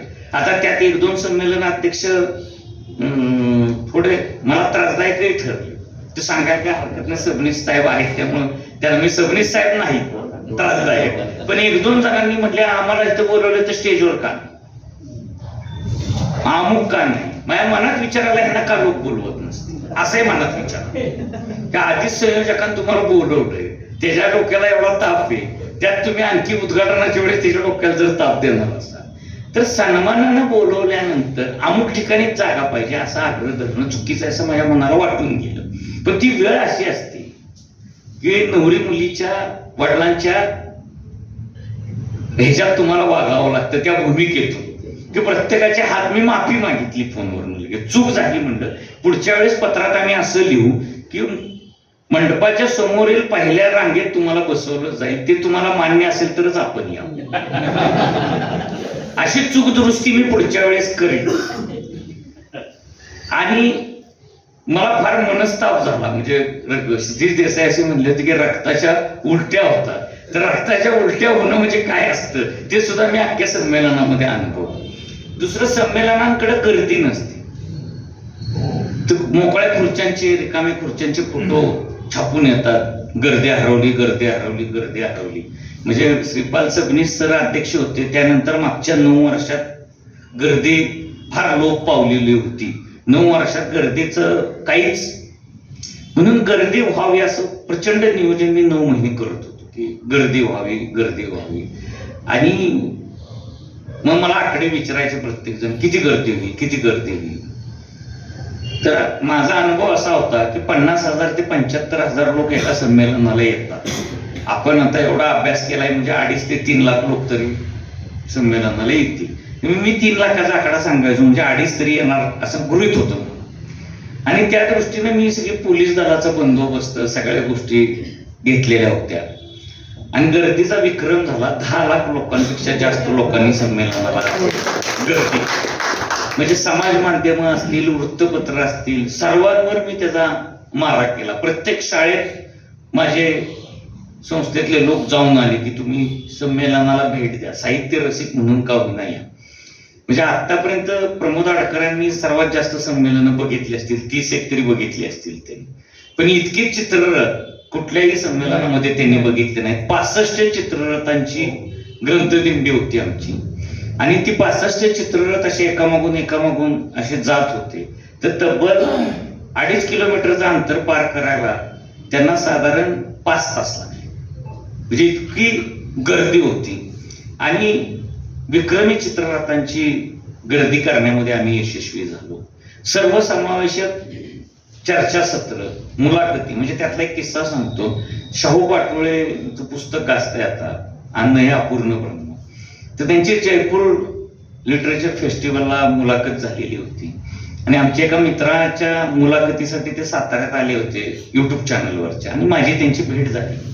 तर मी म्हटलं यंदा अखिल भारतीय मराठी साहित्य संमेलन साताऱ्यात होणार आहे, तर तुम्हाला निमंत्रण येईल. ते म्हणजे मी खात्रीने सांगतो अखिल भारतीयवाले आम्हाला बोलवत नाही असं त्यांनी खात्रीपूर्वक सांगितलं. आणि मी मात्र त्यांना खात्रीपूर्वक सांगितलं की शाहू पाटोळे नसतील तर साताऱ्यात संमेलन होणार, फक्त तुम्ही या. कारण विचार मांडायला आम्ही ज्यावेळेस तुम्हाला बोलवतो त्यावेळेस तुम्ही आलं पाहिजे. मग त्यांना बोलवलं, ते आले. 10 संमेलनाध्यक्ष सुद्धा आले. म्हणजे त्यांच्याही मनाचा मोठेपणा असा की ते ह्या संमेलनाला निमंत्रणावरून आले. राहण्याच्या व्यवस्थेवरून प्रचंड चर्चा. मग राहण्याच्या व्यवस्थेवर सुद्धा आम्ही अतिशय सुंदर व्यवस्था राहण्याची केली असती. 2 ते 3% त्रुटी राहिली असेल, कारण शेवटच्या हॉटेलचं व्यवस्थापन, तिथल्या काही त्रुटी असतील. पण 97% उत्कृष्ट पद्धतीची राहण्याची व्यवस्था साताऱ्यामध्ये आम्ही केली. दुसरी गोष्ट म्हणजे निमंत्रित साहित्यिक आहेत, जे पत्रिकेवरचे आहेत किंवा निमंत्रित मान्यवर आहेत. तर राजधानीतलं संमेलन, राजाच्या गावाचं संमेलन, तर त्यांना आम्ही चांदीच्या ताटात जेवण द्यावं अशी इच्छा व्यक्त केली. तेवढी चांदीची ताटं आम्हाला उपलब्ध झाली. आणि त्यामुळे चांदीच्या ताटात जेवण दिलं. मी प्रमोद आडकरांच्या कार्यक्रमात सांगितलं की त्याच्यावर टीका झाली. तर मी असं उत्तर दिलं की सोन्याचा विचार मांडणाऱ्या माणसाला चांदीच्या ताटात जेवण द्यावं ही आमची भूमिका होती, तर ते दिलं तर आमचा दोष काय त्याच्यात. तर टीका ही कसंही वागला. म्हणजे जर्मनच्या ताटात दिलं असतं तर अशी टीका झाली असती की काही जेलचे कैदी आहेत का जर्मनच्या ताटात दिलं, आणि स्टीलच्या ताटात दिलं असतं तर राजाच्या गावात आलं तरी स्टीलच्या ताटातच दिलं, असे लोक बोलले. म्हणजे टीका करायला काही कारण लागत नाही. चांगले कपडे घातले तर बघा म्हणतात परिस्थिती किती सुधारली, पैशाचा माज आलाय, किती खर्च कपड्यावर चालाय. फाटके असले तर बघतात किती दरिद्री, कपडे सुधारायला चांगले मिळत. म्हणजे लोक चारी बाजूने बोलतच असतात. त्यामुळे त्याचा अनुभव आहे मला. दुसरी गोष्ट, आम्ही पुस्तकांचे जे स्टॉल होते त्याला कधीही जर्मन हँगरचा मंडप लावलेला नव्हता. आम्ही जर्मन हँगरचा मंडप पुस्तकांच्या स्टॉलला दिला. म्हणजे तो एक प्रकारचा धूळमुक्त संमेलन, जर्मन हँगरमध्ये बुक स्टॉल, हे एक संमेलनाचं वैशिष्ट्य किंवा विक्रम आपल्याला म्हणता येईल. संमेलनाची स्मरणिका डिजिटल स्वरूपात 18 लाख लोकांना आम्ही पाठवतो. म्हणजे हा एक संमेलनातला विक्रम आहे. आम्ही संमेलन होण्यापूर्वीच आम्ही अशी भूमिका मांडली होती की साताराच्या संमेलनात आम्ही विक्रम करणार, विक्रमांचं संमेलन असेल. आणि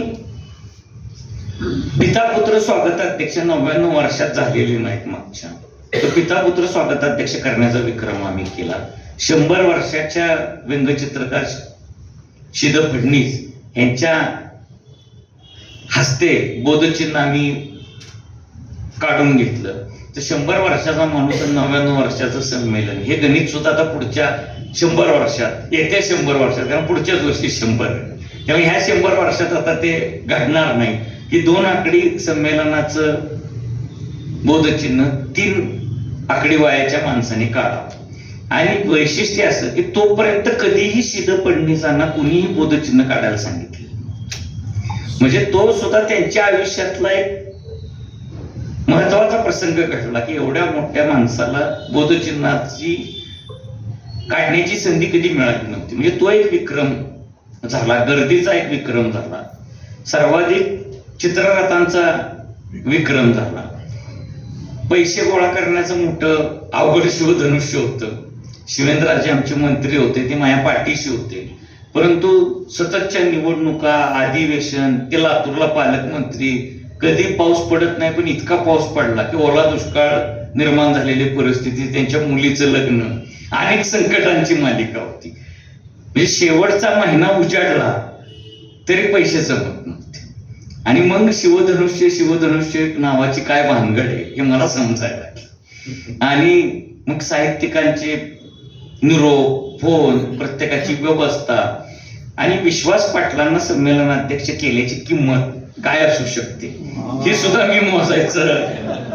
विश्वास पाटलांचा सत्कार संमेलनाध्यक्ष, ते साहित्य संमेलनात त्यांना प्रचंड सुरक्षा व्यवस्था मी पुरवली होती. अनेक संघटनांनी आंदोलनाचे इशारे दिले होते. विश्वास पाटलांच्या विरोधात संमेलन होऊ देणार नाही असे इशारे होते. आणि ह्या इशाऱ्यातून मी उद्घाटन सोहळा झाला, पहिला दिवस झाला, दुसऱ्या दिवशी आंदोलकांच्या लक्षात आलं की विश्वास पाटलांचं आपण काहीच करू शकत नाही. आणि मग आंदोलकांना एका ठरवलं की मग आपण काहीतरी केलं पाहिजे. एवढं राष्ट्रीय संमेलन आहे, एवढी मोठी संधी आहे, ती कशी घालवायची. आणि मग त्यानं माझ्यावर हल्ला चढवला. मला त्याची किंमत मोजायला लागली. पण मी ते सकारात्मक घेतले की विश्वास पाटलांवरचा हल्ला, कारण विश्वास पाटील आपल्या घरी पाहुणे म्हणून आलेले आहेत, तर त्यांची जबाबदारी आपली आहे. आपला जीव गेला तरी चालेल, विश्वास पाटलांचा जाता कामा नये. ह्या भूमिकेतनं मला बरं वाटलं की माझ्यावर हल्ला झाला. आणि दुसरी गोष्ट, मी असा विचार करत होतो संमेलन झाल्यानंतर, होण्यापूर्वी, की संमेलन होतंय तर ज्यांना संमेलन हवंय ते आनंदी होतील, पण ज्यांना संमेलन नकोय, ज्यांना विनोद कुलकर्णी नकोय, विनोद कुलकर्णी नेतृत्व करतोय ते आवडत नाही, त्यांचं समाधान, त्यांना आनंद कसा द्यायचा. तर ह्या घटनेनं त्यांना सुद्धा मी आनंद मिळवून दिला. हे विनयची जिरवली असं त्यांना वाटलं की अरे वा जिरवली आहे, जे बरं झालं. आता मी असं भाषण केल्यामुळे आणखी दुःख होतंय त्यांना. पण मी असं म्हणतो की ह्या संमेलनातनं मी पोटदुखीवाले, द्वेषमुच्चरवाले यांना सुद्धा आनंद दिला. तर असं संमेलन 98 वर्षात झालं नसेल की द्वेषमुच्चर करणाऱ्यांना सुद्धा आनंद व्हावा. आणि पुढे आता या आणखी 1 वर्षभरात तो आनंद मिळण्याची शक्यता नाही. म्हणजे एखाद्या गिर्यारोहक, मी माझ्या भाषणात असं म्हणालो की एखादा गिर्यारोहक एव्हरेस्टवर पाय ठेवताना त्याच्या ज्या काय भावना असतील त्या भावना आज माझ्या आहेत. आणि एव्हरेस्ट जिंकल्याचा आनंद आज आहे की पुण्यात 2-2 सत्कार आपले होत आहेत. म्हणजे पुणे तसं कुणाला स्वीकारत नाही, पण मी पुण्यात जन्माला आलेलो हे आत्ता सांगितलं लोकांना, पण त्याच्या आधी मला पुणेकरांनी स्वीकारले. ह्याचा मला आनंद सुद्धा ह्या संमेलनानं मिळवून दिला. पण संमेलन हे खरंच शिवधनुष्य आहे. इतक्या माणसांना आनंदी करणं हे सहजासहजी शक्य नसतं. संमेलनानंतर वेदना आणि दुःख जास्त मिळतं, टीका जास्त मिळते. म्हणजे टीकेचे प्रहार एवढे होतात. पण एकमेव सांगतो, ह्या संमेलनानंतर मला वेदना आणि दुःख माझ्या वाट्याला आलं नाही.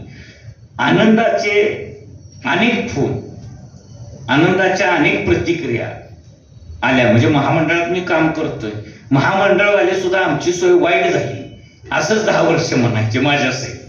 पण ह्यावेळेस महामंडळाचे सदस्य प्रमोद आडकर स्वतः आहेत, त्यांनी बघितलं की उत्कृष्ट सोय, उत्कृष्ट व्यवस्था करण्यामध्ये आम्ही यशस्वी झालो.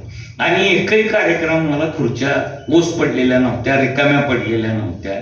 संध्याकाळच्या तर म्हणजे कार्यक्रमांना इतकी गर्दी झाली की एका रात्रीच्या कार्यक्रमाला लाख लोक होती, रस्ते पॅक होती, स्टेडियमच्या बाहेर घोषणा सुरू झाल्या, शिवाजी महाराज की जय, छत्रपती शिवाजी महाराज की जय, गेट उघडा, गेट उघडा. आणि पोलीस सुद्धा मला येऊन, पोलिसांच्या प्रमुखांचा मला फोन आला, पराग काळकर सर सुद्धा कुलगुरू साहेब आलेले आहेत, मी त्यांचं स्वागत करतो. तर पोलिसांचा मला फोन आला की गेट्स उघडली पाहिजे. आम्ही गेट्स उघडली, स्टेडियमचे सुद्धा गॅलरीचे दरवाजे उघडले, सगळे गॅलरीमध्ये रसिक मोठ्या प्रमाणावर होते. म्हणजे भारूड ते फोक आख्यान, हास्य जत्रा, प्रशांत दामलेची नाटकं, हे साधारण लाखोंच्या संख्येने लोकांनी बघितली. आणि दिवसभर म्हणजे दुपारी 3 वाजता लोक येऊन जागा पकडून बसायचे, नाश्ता जेवण तिथंच करायचे, पण खुर्ची सोडायचे नाही. फोक आख्यानला तर पास, आम्ही जे काही VIP पास काढले होते त्याची कलर प्रिंट काढली आणि 300 रुपयाला ती विकली ती. आणि ते आता अनेक गोष्टी आम्हाला आत्ता सांगतायत लोक की आम्ही तुमच्या कार्यक्रमाला आलो होतो मुंबईवरून, फोक आख्यान बघितलं आणि 300 रुपयाचा पास आम्हाला मिळाला. म्हटलं पैसे नव्हते कुठल्या कार्यक्रमाला, नाही म्हणले पास पाहिजे तर 300 रुपयाची काही लोकांनी त्याची विक्री सुद्धा केली, कारण फोक आख्यानचं तिकीट 1 तासामध्ये संपतं असं मला लोकांनी सांगितलं. आणि फोक आख्यान तेवढा लोकप्रिय कार्यक्रम आहे, पण आपल्या संस्कृतीवर आधारलेला कार्यक्रम असल्यामुळे आपण त्यांना साताऱ्यात निमंत्रण दिलेलं होतं. म्हणजे सर्व प्रकारचे अनुभव तुम्हाला एकाच जीवनामध्ये घ्यायचे असतील तर एक संमेलन करून बघायला हवं. एक संमेलन जर तुम्ही केलं तर शत्रू कसे वागतात, मित्राचे शत्रू कसे होतात. म्हणजे प्रचंड लोकप्रियता आणि प्रचंड शत्रुत्व तुम्हाला हवं असेल तर फक्त 9 महिन्यात मिळतं. कारण संमेलन नावाची जी गोष्ट आहे ती तुम्हाला प्रचंड लोकप्रियता, प्रचंड टीका, प्रचंड शत्रू देते. आणि संमेलन संपल्यानंतर लोकप्रियता टिकून राहते, शत्रुत्व कमी होत जातं. पुन्हा जुने मित्र जे शत्रुत्वाच्या भूमिकेत गेलेले असतात ते पुन्हा मूळ पदावर यायला सुरुवात होते.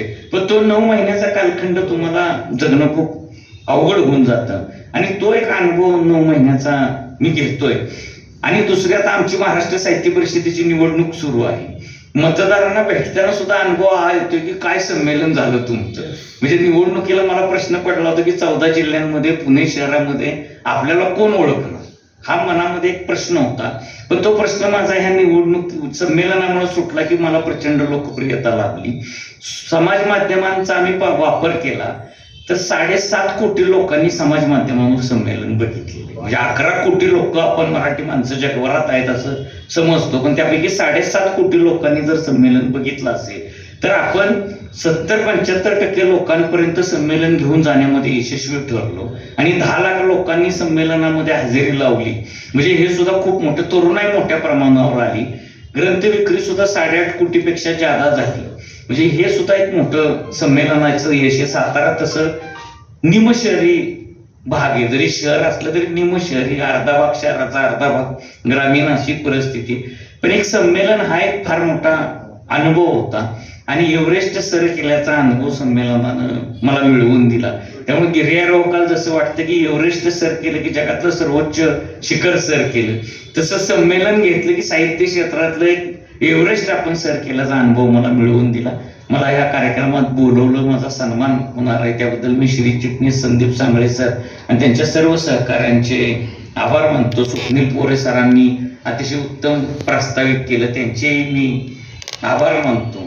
आणि मला इथं सन्मानित आपण करत आहात त्याची कृतज्ञता व्यक्त करून माझं भाषण थांबवतो. आणि पुणे विद्यापीठाचे कुलगुरू मान्य पराग काळकर उपस्थित सगळ्या शाळेत त्यांचं स्वागत करेल.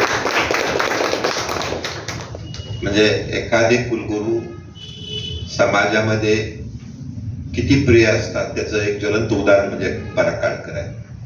विशेषतः सातारची संदीप श्रोत्री असतील, आमच्या प्रत्येक कार्यक्रमाला आम्ही जेव्हा जेव्हा त्यांना बोलवतो तेव्हा ते येतात आणि मराठी भाषेला, मराठी माणसाला बळ देण्याचं ते काम करत असतात. मी तुम्हाला सांगू इच्छितो की मगाशी जसं म्हटलं की पहिलं संमेलन पुण्याच्या बाहेर हे सातारला झालं आणि त्याचं खरं कारण म्हणजे दादासाहेब कर्दीकर टिळकांचे अतिशय जवळचे मित्र. पण तुम्हाला सांगितलं पाहिजे की 1947 ला स्वातंत्र्य मिळेपर्यंत पुणे ही राजकीय राजधानी होती भारताची आणि ही टिळकांमुळे होती. आणि ही टिळकांमुळे होतं जेव्हा आपण म्हणतो तेव्हा ही 2 शहरं महत्वाची होती, एक पुणे शहर आणि सातारा शहर. ही ट्विन शहरं होती असं म्हटलं तर होणार नाही. या दोन्ही शहरामधला एक संच असा होता तो स्वातंत्र्य लढ्यामध्ये अतिशय महत्वाचा होता.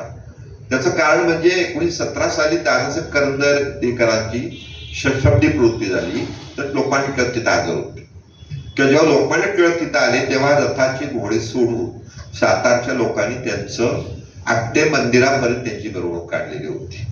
हे एवढंच सांगितलं की आपण एका बाजूला असं बघतो की बंगाल प्रांत जो पूर्वीचा होता त्याच्यामध्ये आसाम ओरिसा पासूनचा मोठा भाग होता. म्हणजे आपल्या देशामध्ये मुंबई प्रांतापेक्षा सुद्धा बंगाल प्रांत मोठा होता, पण बंगाल देश नाही झाला आणि त्याचं कारण लोकमान्य टिळक आहे. लोकमान्य टिळकांनी बंगालच्या फाळणीचा बरोबर एक विशिष्ट हेतूने फायदा घेतला आणि त्या ठिकाणी जाऊन प्रचंड बळ दिलं. आणि अरविंद घोष हे जे त्यांच्या बरोबर असायचे, म्हणजे आपल्याला माहिती पाहिजे की पहिला बॉम्बची चाचणी इथं वासुकाका जोशींच्या वाड्यामध्ये झालेली आहे. अरविंद घोष लोकमान्य टिळक हजर होती आणि यासाठी सातारचं योगदान मला विशेषतः महत्वाचं वाटतं. या ठिकाणी माननीय कुलगुरू आले आहेत, प्रिन्सिपाल सबनीस सर आहेत, जे पी देसाई आहेत. मी या सर्वांना विनंती करतो की प्रथमतः आपण या ठिकाणी विनोद कुलकर्णी यांचा सत्कार करावा. शाल, भेटवस्तू आणि पुस्तक देऊन त्यांचा या ठिकाणी सत्कार होतो.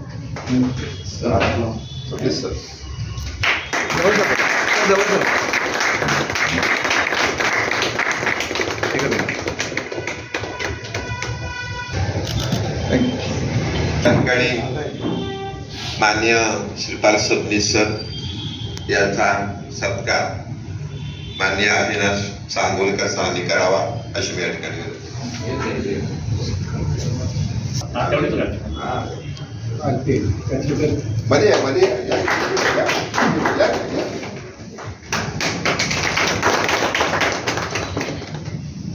माननीय डॉक्टर संदीप सांगळे सरांनी करावा अशी विनंती.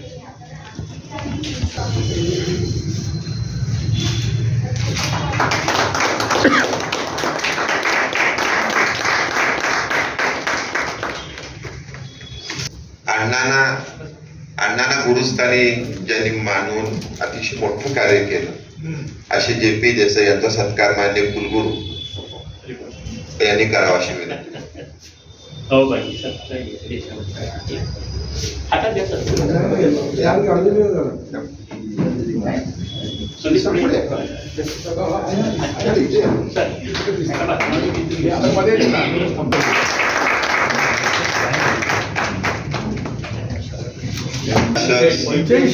पंच्याऐंशी वर्ष झाला तो पूर्ण आणि हो सातारा जिल्ह्याचे एक आमचे आधारस्तंभ आणि वासू काकांचे नातू हे मान्य विनोद कुलकर्णी यांचा सत्कार करू इच्छितात त्यांचा सत्कार.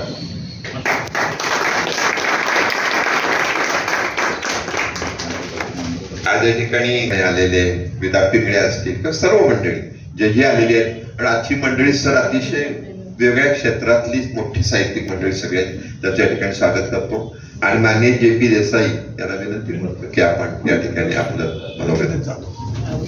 व्यासपीठावरील आणि सभागृहातील सर्व मान्यवरांना माझा नमस्कार. सातारा जिल्ह्यामध्ये संपन्न झालेल्या 99व्या अखिल भारतीय मराठी साहित्य संमेलनाचे कार्याध्यक्ष आदरणीय विनोद कुलकर्णी यांच्या सत्काराच्या प्रसंगाने आयोजित केलेल्या या सभेचे व्यासपीठावरती उपस्थित असणारे सर्व मान्यवर की त्यांचं स्थान माझ्या हृदयामध्ये आहे. सभागृहातही एकापेक्षा एक मोठी माणसं, दिग्गज माणसं उपस्थित आहेत. वेळेच्या मर्यादा लक्षात घेऊन, व्यासपीठावरील मान्यवरांची उंची लक्षात घेऊन मी कमीत कमी शब्दामध्ये आपल्याला त्रास देण्याचा प्रयत्न करणार. विनोद कुलकर्णी यांचं मी पहिल्यांदा अभिनंदन करतो, मनापासून कौतुक करतो. कमी करा. त्यांना ज्यांनी ज्यांनी सहकार्य केलं, ज्यांच्या नावाचा त्यांनी कृतज्ञतापूर्वक उल्लेख केला, त्या सर्व मान्यवरांचं आणि ज्या ज्या संस्थेमध्ये त्यांनी काम केलं त्या सर्व संस्थांचंही मी मनापासून कौतुक करतो, अभिनंदन करतो. विनोद कुलकर्णी यांच्या एकूणच कार्याचा आढावा त्यांनी ज्या शब्दात सांगितला, ज्या भावनेत सांगितला, दुःख सुद्धा असं तसंच सांगितलं आणि ते माझ्या मनाचं मोठेपण आहे. त्यांच्या सर्व कार्याचा आढावा मी 1-2 मुद्द्यांमध्येच फक्त मला जे विनोद कुलकर्णी भावले त्या संदर्भामध्ये थोडासा वेळ आपला घेतलाय. विनोद कुलकर्णीच्या कर्तृत्वाचं पहिलं मला जर मूल्यमापन करायचं जर म्हटलं, मूल्यमापन करायची ताकद माझ्याकडे नाही आहे, परंतु मला जे कौतुक वाटलं ते त्यांच्यामध्ये एक आदर्श प्रशासक मला दिसला. प्रशासक हा कार्यक्षम असावाच लागतो, तो कर्तव्यदक्षही असावा लागतो आणि तो सृजनशीलही असावा. कर्तव्यदक्ष असणारा प्रशासक कार्यक्षम असतोच असं नाही आणि कार्यक्षम असणारा प्रशासक कर्तव्यदक्ष असतोच असं नाही आणि हे दोन्ही गुण असणारा प्रशासक सृजनशील असेलच असं नाही. सृजनशीलतेची मला समजलेली जी व्याख्या, मी काही मोठा लेखक पण नाही, मोठा साहित्यिक पण नाही, एक वाचक म्हणून मला जे समजलं सृजनशीलतेच्या संदर्भामध्ये, आणि ती सृजनशीलतेची भावना हीच आहे की असं म्हटलं जातं, जे शब्दशः त्याचा जर पाहिला तर नवनिर्मिती, काहीतरी नवीन मांडण्याची उर्मी ज्यांच्यामध्ये आहे त्याला सृजनशीलता असं आपण म्हणतो. परंतु मी एक वेगळ्या शब्दामध्ये सांगत असतो की सृजनशील जो प्रशासक आहे, सामान्य प्रशासक हा इतरांनी मळलेल्या वाटेनं चालतो, पण असामान्य प्रशासक हा इतरांसाठी विकासाच्या नवीन नवीन वाटा मळतो. आणि विनोद कुलकर्णींच्या या संपूर्ण व्याख्यानामध्ये त्यांनी साहित्य संमेलनांमध्ये सुद्धा विद्वानांना सुद्धा मध्ये काहीतरी नवीन करण्याचे उपक्रम केले, ते स्वागत केले. आणि म्हणून विनोद कुलकर्णी हे एका अर्थानं सृजनशील प्रशासक आहे. अर्थात या प्रशासकाचा जो आत्मा आहे, तो आत्मा त्यांनी ज्या विविध संस्थांमध्ये कार्य केले, साहित्याशी संबंधित असणारे तर विविध संस्थांना आहेत. ते मोठ्या सगळ्यात मोठी जी संस्था आहे महामंडळ, मराठी साहित्य महामंडळ, त्याचे ते कोषाध्यक्ष आहे. परंतु त्याच्याशिवाय इतर संस्थांमध्ये त्यांनी काम केले. प्रामुख्यानं सातारमधल्या शाहू महाराजांच्या नावाने असणारी जी काही एक मंडळ आहे, परिषद आहे, मराठी साहित्य संमेलन, ती शाखा जी आहे त्या शाखेचे ते संस्थापकीय आहेत, चेअरमनही होते. साहजिकच मावळा फाउंडेशन, या मावळा फाउंडेशनचेही ते संस्थापक आहेत आणि ते चेअरमन म्हणूनही त्यांनी काम केले. पण त्याही पलीकडे जाऊन त्यांनी ज्या सहकारी संस्थांचा उल्लेख केला, त्या सहकारी संस्थांमध्ये त्यांचा एका अर्थानं प्रशासकाचा पिंड तयार झाला. सहकाराच्या संदर्भामध्ये या देशाचे पहिले पंतप्रधान पंडित जवाहरलाल नेहरू यांनी असं म्हटलेलं होतं की सहकारातून गोरगरिबांची सेवा करण्याची आणि लोकांच्यासाठी लोकशाहीची मूल्ये रुजवण्याचं अत्यंत पवित्र काम करण्याची संधी मिळते. आणि त्यांनी ज्या काही गोष्टी सांगितल्या, 8 कोटीचा तोटा, 1 कोटीचा तोटा, याच्यातून संस्था बाहेर काढणं सोपं नाही दिसत. महात्मा गांधीजींनी सर्जनशीलतेचा नव्हे तर ज्याला आपण साधन सूचितेचा मंत्र म्हणतो, तो साधन सूचितेचा मंत्र पण महात्मा गांधींनी दिला. महात्मा गांधीजी मुळात आपण समजावून घेतले पाहिजे, किंबहुना जगाला जेवढे महात्मा गांधी समजले तेवढे आपल्या भारत देशाला अजूनही समजलेले नाहीत. हे माझ्यासारख्याच एक दुःख आहे. परंतु महात्मा गांधीजी त्यांच्यावरती एक सर्वे झाला आणि जगाच्या पाठीवरील गेल्या 100 वर्षातील सर्वश्रेष्ठ माणूस म्हणून कोण, या प्रश्नाचं उत्तर महात्मा गांधीजी यांचं नाव आहे. त्या महात्मा गांधीजींनी साधन सुचितेचा मंत्र सांगितला. तो मंत्र असा आहे की साध्य कितीही पवित्र असलं आणि ते साध्य गाठण्यासाठी तुम्ही वापरणार साधन जर अपवित्र जर असेल तर ते साध्यही अपवित्र ठरतं. आणि म्हणून विनोद कुलकर्णींनी वापरलेलं साधन सुद्धा पवित्र ठेवलं. हा अत्यंत महत्वाचा भाग आहे. शिवधनुष्य म्हणून त्याचा उल्लेख त्यांनीही केला. मीही कालपासून थोडंसं चिंतन करत होतो मोकळ्या वेळामध्ये की अखिल भारतीय साहित्य संमेलन त्याचं नियोजन करणं, त्याची अंमलबजावणी करणं आणि त्याला यशामध्ये रूपांतरित करणं हे खऱ्या अर्थाने शिवधनुष्य आहेच. कठीण काम म्हणून शिवधनुष्य जरूरच आहे, परंतु शिवधनुष्य उचलणं हे सुद्धा एक पावित्र्याचं काम होतं. सर, तुम्ही ते पावित्र्याचं काम केलेलं आहे आणि म्हणून मला अतिशय आनंद आहे. अर्थात विनोद कुलकर्णींमध्ये एक ध्येयवाद मला दिसतो. ध्येयवादानं काम करणं आणि तो ध्येयवाद गाठण्यासाठी जे कष्ट उपसण्याची ताकद लागते, जी हिंमत लागते, ती हिंमत प्रामुख्यानं त्यांच्यामध्ये आहे. मीही सातारचा आहे. सातारा ही मायभूमी आहे म्हणून मला त्याचा जरूर अभिमान आहे. परंतु केवळ मी सातारचा आहे त्याच्या अगोदर मी भारतीय आहे. ही भारतीयत्वाची भूमिका माझ्यामध्ये आहे आणि ती भूमिका कुलकर्णींच्या मध्ये सुद्धा आहे. आणि म्हणून भारतीयत्वाची भूमिका घेऊन मग सातारचं मोठेपण सांगणं, याच्यासाठी जे काही करावं लागतं ते त्यांनी केलेलं आहे. आणि म्हणून त्यांच्यातला मला एक आदर्श माणूसही मला भावला. साहजिकच एका शब्दामध्येच हा विषय मी पूर्ण करतोय की प्रामुख्यानं त्यांच्यामधला जो ध्येयवाद आहे तो ध्येयवाद त्यांनी सांगितला की 12-14 वर्ष सातत्यानं प्रयत्न करून सातारमध्ये हे संमेलन व्हावं याच्यासाठी त्याने केलेले प्रयत्न आणि त्याच्यामध्ये त्यांना झालेला जो काही त्रास आणि तो त्रास त्याने आनंदाने स्वीकारून इप्सित गाठला, हा अतिशय महत्वाचा आहे.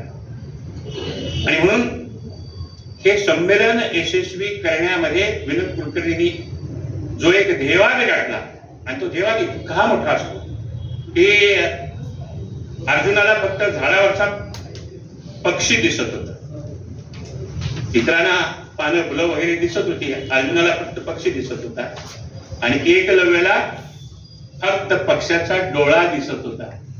विनोद कुलकर्णींना गेली 14 वर्ष फक्त सातारा या ठिकाणच साहित्य संमेलन डोळ्यासमोर दिसत होतं. या अर्थानं ते फार मोठे धनुष आहे. कोणतेही उद्दिष्ट जिंकण्यासाठी लढाई द्यावा लागतो, लक्षात घ्या, संघर्षही करावा लागतो. आणि विद्वान या ठिकाणी खूप मोठे आहेत, मला आदरस्थानी आहे. त्याच्या समोर विचार मांडत असताना अतिशय नम्रतेने मी म्हटलो आहे की माणसाच्या हातामध्ये कितीही भलं शस्त्र मोठं असलं, माणसाच्या हातामध्ये असलेलं शस्त्र कधी लढत नाही. लढतं ते तो हात, त्या हाताच्या पाठीमागे असलेलं मन लढतं, बुद्धी लढते. ज्या बुद्धीनं त्याने सातारला संमेलन मिळवलं त्या अर्थानं, खऱ्या अर्थानं ते लढावं आहे. त्याचा विचार हा अतिशय महत्वाचा असतो.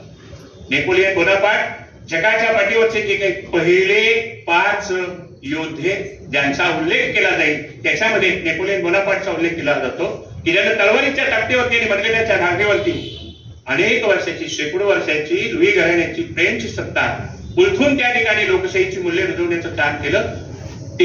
तो नेपोलियन बोनापार्ट सुद्धा जाहीरपणे स्पष्टपणे म्हणत असे की फ्रेंच क्रांती ही माझ्यामुळे नाही, नेपोलियन बोनापार्टमुळे यशस्वी झाली नाही, तर ती रुसोमुळे झाली. रुसो नसता तर फ्रेंच राजक्रांती झालीच नसती.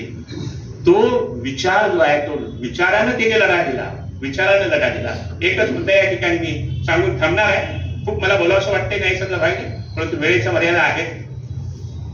विद्वानांचंच हे आहे, तरी सुद्धा विद्वानांना ऐकण्याच्या क्षमता ह्या मलाही माहिती आहे. माझ्यासाठी हडपसरवरून 7-8 जे मान्यवर आलेले आहेत, एक संस्था, एक व्यक्ती म्हणजे एक संस्था आहे, असे मान्यवर आहेत. इथेही त्या तितके तोलापल्याचे लोक आहेत.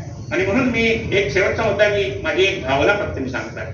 मी पहिल्यांदा सांगितलं की मी विचारवंत नाही, मी मोठा साहित्यिक नाही, पण एक वाचक आहे. आणि या वाचक म्हणून मला साहित्य कसं असावं ही एक भावना माझ्या मनामध्ये सातत्य आहे. आज उद्धव कानडेंची मला आठवण होते का त्यांच्या नावाने एक पुरस्कार दिला गेला साहित्य परिषदेमध्ये. म्हणजे मला पुण्याला येऊन 50 वर्ष झाली, पण पहिली 15 वर्ष मी साहित्य परिषदेमध्ये पाऊल सुद्धा टाकू शकत नव्हतं, माझी हिंमत होत नव्हती. एवढा दबदबा या परिषदेचा होता, लक्षात घ्या. परंतु मला त्या ठिकाणी पाऊल टाकण्याची संधी मिळाली, विचार मांडण्याचं भाग्य मला मिळालं, ते उद्धव कानडेंच्या मिळालं. मी या ठिकाणी एकच मुद्दा त्या संदर्भामध्ये मी सांगतोय आणि तो प्रामुख्याने हाच आहे की साहित्यानं म्हणजे साहित्याच्या मला अपेक्षा कोणत्या आहे वाचक म्हणून, तर साहित्यानं कौटुंबिक जाणीवा निर्माण करणारा माणूस तयार झाला पाहिजे. साहित्यानं सामाजिक बांधिलकी निर्माण करणारा माणूस तयार झाला पाहिजे आणि सामाजिक साहित्यामुळं देशप्रेमी माणूस निर्माण झाला पाहिजे. आणि त्याच्याही पुढं माणूस धर्म हा जगाच्या पाठीवरती सर्वात श्रेष्ठ धर्म आहे असा सांगणारा माणूस निर्माण करण्याचं काम हे साहित्यानं केलं पाहिजे. हे जर साहित्य याच दिशेने जाणार जर असेल तरच साहित्यिकांचं स्वागत होईल, अन्यथा त्याला काय अर्थ राहणार. म्हणजे काही वेळेला असं म्हटलं जाते की जेवढा उद्योगाने तेवढा तो आक्रमक असू शकतो किंवा अतिशय वाईट असू शकतो, तर तशी उदाहरणं आहेत ना, एकसारखा भाग नाही त्याच्यामध्ये. एक मुद्दा शेवटची भावना व्यक्त करून मी थांबतोय आणि ती भावना अशी आहे सर, हा एक गोष्टीचं स्पष्टीकरण मगाशी विनोद कुलकर्णी जो लोकसंख्येचा म्हणजे श्रोत्यांचा जो आकडा वारंवार सांगत होते तो प्रेमापोटी सांगत होते. मी त्या विचाराशी सहमत नाही.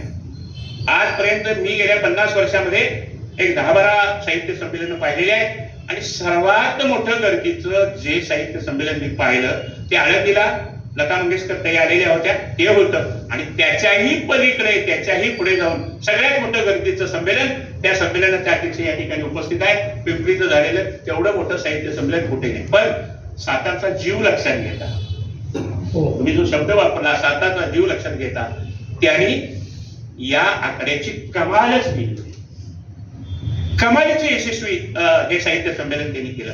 त्या यशाबद्दल त्यांचं कौतुकच करायला पाहिजे. हाही त्यातला महत्वाचा भाग आहे. एक भावना फक्त व्यक्त करतोय, साहित्य संमेलन 99 झालं तिथे, यावर्षी पुण्यामध्ये आहे. पुणे हे विद्येचं माहेरघरच आहे आणि पहिलं साहित्य संमेलनही इथेच झालं. त्या साहित्य संमेलनाच्या विचाराचे जनक, वसंत व्याख्यानमालेच्या विचाराचे जनक, वक्तृत्वोत्तेजक सभेचे जनक, ज्यांना भारत देशाच्या सर्वांगीण विकासाचे किंवा सर्वांगीण क्रांतीचे जनक मानलं जातं, ते न्यायमूर्ती मगू रानडे हे त्याची जणक आहे. हा त्याचा महत्वाचा. मगू रानडेंच्या विषयी माझ्या वेगळ्या भावना आहेत. ते केव्हा ना केव्हा तरी एखाद्या दुसऱ्या प्रसंगाने मी जरूर सांगेन. नाही असं पाहिजे. मगू रानडेंनी ज्या राष्ट्रीय सामाजिक परिषदेची स्थापना 1887 साली केली, काही काळ 50 वर्ष ती संस्था थांबली. त्याचं पुनरुज्जीवन नंतर झालं. मराठी चेंबर ऑफ कॉमर्स मध्ये 1993 साली झालं. डॉक्टर माको मंगुळकर, महाराष्ट्रातले थोर विचारवंत, त्यांनी ते पुनरुज्जीवन केलं. हाही त्याचा महत्वाचा भाग आहे. त्यावेळेला त्या कार्यक्रमाला मी होतो. त्यांच्या एक सहकारी असल्यामुळे किंवा मला माझ्यावरती प्रेम असल्यामुळे मी खुर्च्या उचलण्याचंही काम त्या कार्यक्रमामध्ये केलं. एक क्षण असा आला की अचानक स्वरूपामध्ये मला 16 साली 1996 मध्ये मला पत्र आलं आणि माझी राष्ट्रीय सामाजिक परिषदेचे कार्याध्यक्ष म्हणून निवड झाली. आणि 1996 ते 2016 या 20 वर्षाच्या कालावधीमध्ये केवळ भारतीय पातळीवरचे नव्हे, आंतरराष्ट्रीय पातळीवरचे लोकांना मी त्या व्यासपीठावरती मंगुळकरांनी नेहमी आणलं आणि त्यांना न्यायमूर्ती रानडेंच्या नावानं पुरस्कार दिला. 20 वर्ष हे जे काम केलं, महाराष्ट्रातल्या सगळ्या वर्तमानपत्रांनी त्या वेळेला त्याची नोंद केली. इतकं मोठं काम केलं. आज ते काम थोडंसं थांबल्यासारखं झालं, कारण डॉक्टर मंगुळकर हे गेल्या 4 वर्षापूर्वी निघून गेले म्हणजे आपल्यामध्ये हयात नाही आहे. आणि एवढं मोठं हे शिवधनुष्य पडण्याची कुवत माझ्यासारख्या इंग्रजी न येणाऱ्या माणसाकडे नाही. बोलतो मी, नाही सत्ता व्हायची, परंतु ती कुवत लागते. आंतरराष्ट्रीय पातळीवरच्या माणसांची नावं सांगितली तरी सुद्धा तुम्हाला त्याचं कौतुक वाटेल, एवढी मोठी नाव होती. सर, तुम्ही आलात म्हणून मी सांगतोय, आपले पुणे विद्यापीठाचे कुलगुरू जे रिझर्व्ह बँकेचे सल्लागार होते नरेंद्र जाधव, यांना सुद्धा एक पुरस्कार आम्ही त्यांना दिलेला होता. पण नरेंद्र जाधव अतिशय तत्ववेत्ता मनुष्य, अतिशय धाडसी मनुष्य. पुणे विद्यापीठाचे कुलगुरू असताना त्याने आमच्या समारंभामध्ये जो एक विचार मांडलेला होता तो इतका परखड होता. ते म्हणले की पुणे विद्यापीठ हे भारतामध्ये एक वेगळ्या नावानं जरी ओळखलं जात असलं तरी जगाच्या पाठीवरती मानांकित असणाऱ्या पहिल्या 500 विद्यापीठामध्ये सुद्धा पुणे विद्यापीठ नाही. हे नरेंद्र जाधवांनी त्या सभेमध्ये सांगितलं होतं आणि ती वस्तुस्थिती आजही आहे. नाही शब्द भाग नाही, मी फार मोठ्या धाडसानं बोलतो असं नाही, माझ्याकडे काही तशा स्वतःच्या आकडेवारी आहे. याचा अर्थ सभेमध्ये उभं राहिल्यानंतर केवळ आत्मस्तुतीसाठी काहीतरी सांगणं याच्यापेक्षा लोकांच्या परिवर्तनासाठी धाडसानं सांगण्याची प्रवृत्ती असणं हा त्यातला महत्वाचा भाग आहे. विनोद कुलकर्णींच्या संदर्भामध्ये हे म्हणेल, मग आमचे चिटणीस सर, माणसं पेरणारा माणूस तो आहे. महात्मा गांधीजींनीच म्हटलं होतं की तुम्हाला 50 वर्ष राज्य करायचं आहे, धान्य पेरा. 100 वर्ष राज्य करायचं आहे, माणसं पेरा. तर माणूस माणसं पेरत आला. त्या पेरणाऱ्या माणसातला एक फक्त मी आहे त्या याच्यामध्ये. त्यांच्या प्रेमापोटी मी आलो, मला इथे संधी मिळाली ती त्यांच्यामुळेच मिळालेली आहे. एक गोष्ट मी सांगतो की मराठी मराठी मराठी आता गेले 15 दिवसही आपण तेच ऐकत होतो, पण त्यातला चांगला अर्थ आपण लक्षात घेऊया. पण एक गोष्ट विनोद कुलकर्णींच्या माध्यमातून एक लक्षात आली की केवळ सातारमधला मराठाच आक्रमक आणि क्रांतिकारी असतो असं नाही, तर साताराच्या भूमीमध्ये जन्माला आलेला कुलकर्णी सुद्धा आक्रमक असतो. हे त्यांनी स्वतःच्या सबनीस सर, तुमचं मला ऐकायचं आहे म्हणून माझ्या इच्छेविरुद्ध मी थांबतो. तुम्हाला सर्वांना नमस्कार करतो. जय हिंद, जय महाराज. संमेलन झालं, त्याला एक प्रकाशन कट्टा होता, त्याचे प्रमुख आणि आजच्या संयोजन समितीचे प्रमुख संदीप सागळे यांना विनंती करतो की कट्ट्याबद्दलही 2 मिनिटं बोलावं आणि कुलगुरूंची ओळख या निमित्ताने करून द्यावी. आणि आता कुलगुरू बोलतील त्यांनी. मित्र, सभेची एकूण समय सूचकता पाहता फक्त एकच मिनिट मी या ठिकाणी बोलणार आहे. आपला अधिक वेळ घेणार नाही, कारण आपल्याला आदरणीय काळकर सरांनी सर नाही आहे. सावित्रीबाई फुले पुणे विद्यापीठ मराठी अभ्यास मंडळ, अक्षर भारती संस्था आणि लोकमंगल ग्रुप सातारा यांच्या संयुक्त विद्यमाने आयोजित केलेल्या 99व्या अखिल भारतीय मराठी साहित्य संमेलनाचे विद्यमान कोषाध्यक्ष, महाराष्ट्र साहित्य परिषदेचे विद्यमान कोषाध्यक्ष, साहित्य महामंडळाचे विद्यमान कोषाध्यक्ष आणि आजचे सत्कार मंत्री आदरणीय विनोदजी कुलकर्णी सर यांच्या सत्कार समारंभाच्या निमित्तानं आपण सर्वजण या ठिकाणी मोठ्या संख्येने उपस्थित आहात. त्यामध्ये आदरणीय समारंभाचे अध्यक्ष doctor Shripal Sabnis sir, JP Desai sir, आमच्या सावित्रीबाई फुले पुणे विद्यापीठाचे विद्यमान कुलगुरू आदरणीय Parag Kalkar sir, doctor Avinash Sangolekar sir, doctor Shri Chitnis sir आणि सभागृहात उपस्थित असलेले आपण सर्व श्रेष्ठ मान्यवर मित्र,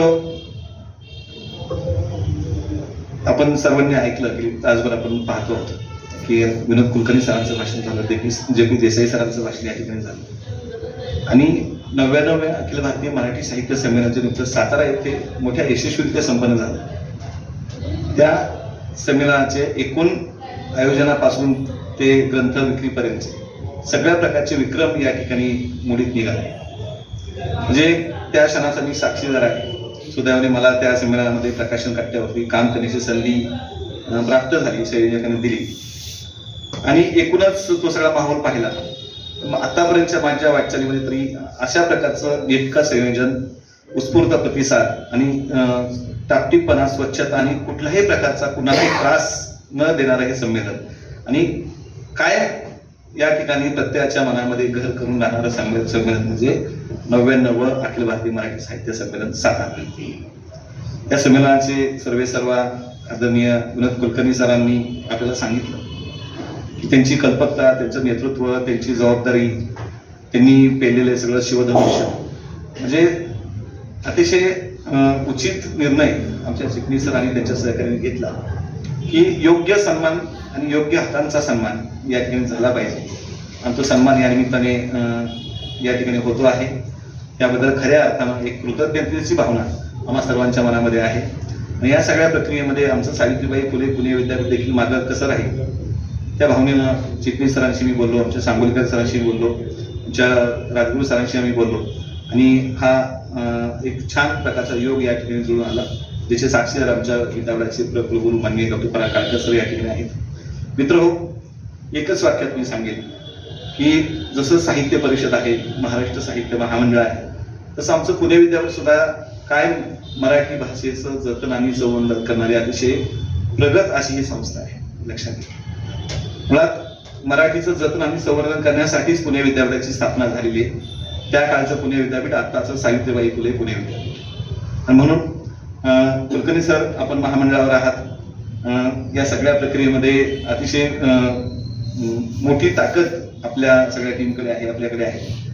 जेव्हा 100वे संमेलन आता पुण्यामध्ये होऊ लागलेलं आहे, तर 100वे संमेलन पुण्यात होते, त्यावेळी त्याची घोषणा साताऱ्यामध्ये झालेली. तर 100व्या संमेलनामध्ये सुद्धा ज्या ज्या संस्थांना तुम्ही या ठिकाणी एकत्र कराल, त्याच्यामध्ये आता मी काळकर सध्यावर अधिकारवाणीने बोलतील, त्यामध्ये आमचं पुणे विद्यापीठ सुद्धा कुठेही मागं नसेल. आणि जे विक्रम सातारा साहित्य संमेलनाने केले, त्या विक्रमाची सेंचुरी ठोकण्याचं काम आपल्या पुण्याच्या साहित्य संमेलनाला मिळणार आहे. आणि त्याच्यामध्ये आमच्या पुणे विद्यापीठाचा जास्तीत जास्त सक्रिय सहभाग निश्चितपणे सर त्यावर बोलतील, निश्चितपणे त्यामध्ये असेल. एक कार्यकर्ते म्हणून, एक मराठीचे एक सेवक म्हणून, पाईक म्हणून, अभ्यासक म्हणून, विद्यार्थी म्हणून आम्ही सगळे अखिल भारतीय मराठी साहित्य संमेलन जे 100वे पुण्यामध्ये होऊ घातले, त्याच्यासाठी आम्ही सगळे सज्ज आहोत. आपलं कौतुक करावं तेवढं थोडं आहे. अधिक काही न बोलता आपल्याला आपल्या भावी कार्यासाठी, आपल्या पुढील वाटचालीसाठी या ठिकाणी मनपूर्वक शुभेच्छा देतो आणि थांबतो. धन्यवाद.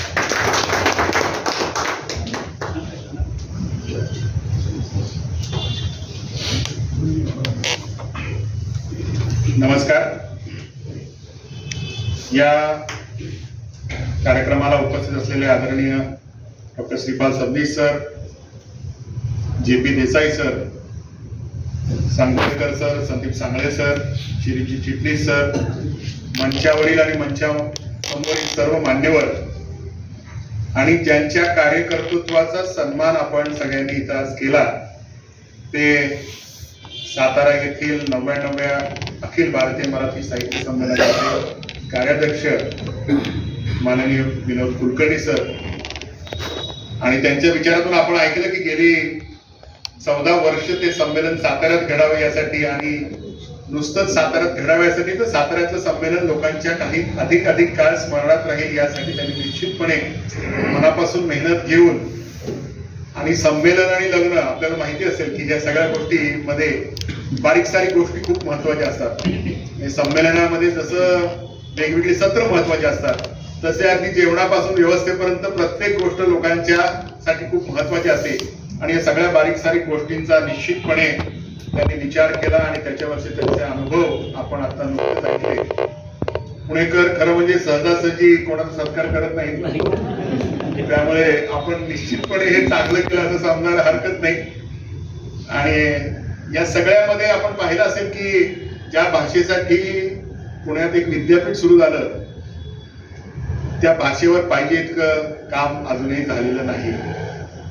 त्यामुळे निश्चितपणे सांगळे सरांनी जसं सांगितलं की भाषा भवन असेल किंवा इन्फ्रास्ट्रक्चर सोडून भाषेवर जे काही काम होणं आवश्यक आहे, कारण अभिजात भाषाचा दर्जा मिळाल्यानंतर त्याचा उत्सव समारंभ आम्ही केला, परंतु त्या भाषेला सर्वांपर्यंत आणखीन पोहोचवण्यासाठी मंचावरचे दिग्गज यावर खरंच जास्त मार्गदर्शन करतील, परंतु तो वसा कुठेतरी आमचा मागे पडलाय. आणि निश्चितपणे 100व्या साहित्य संमेलनाच्या निमित्ताने सावित्रीबाई फुले पुणे विद्यापीठ, आमचे सगळे मराठी शिक्षक, मराठी विभाग निश्चितपणे त्या सगळ्याला पुढे नेण्यासाठी एक चांगला लॉंग टर्म प्लॅन निश्चितपणे करतील आणि पुढे येतील असा मी विश्वास व्यक्त करतो. कारण जितकं काम भाषेवर होणं आवश्यक होतं ते त्या प्रमाणात झालेलं नाहीये.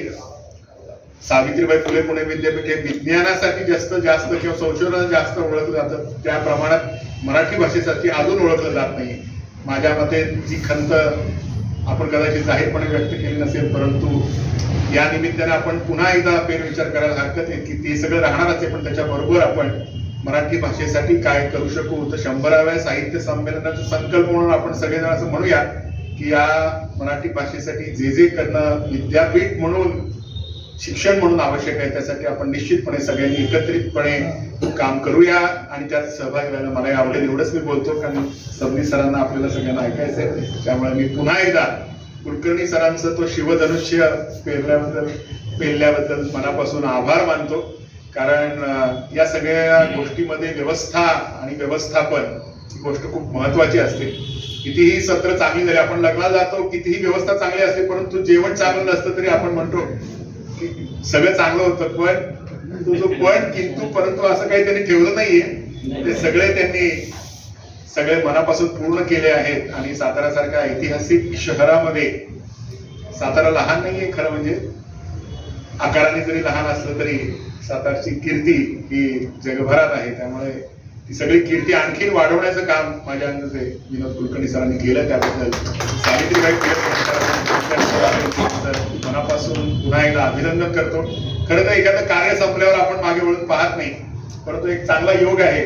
तुम्ही तुमचं कार्य करण्यासाठी शुभेच्छा देणारे कार्य छान पूर्ण केलं म्हणून माझ्या अंदाजे ही पुणेकरांच्या वतीने सबनीस सरांच्या उपस्थितीमध्ये दिलेली एक चांगली पाठीची थाप आहे.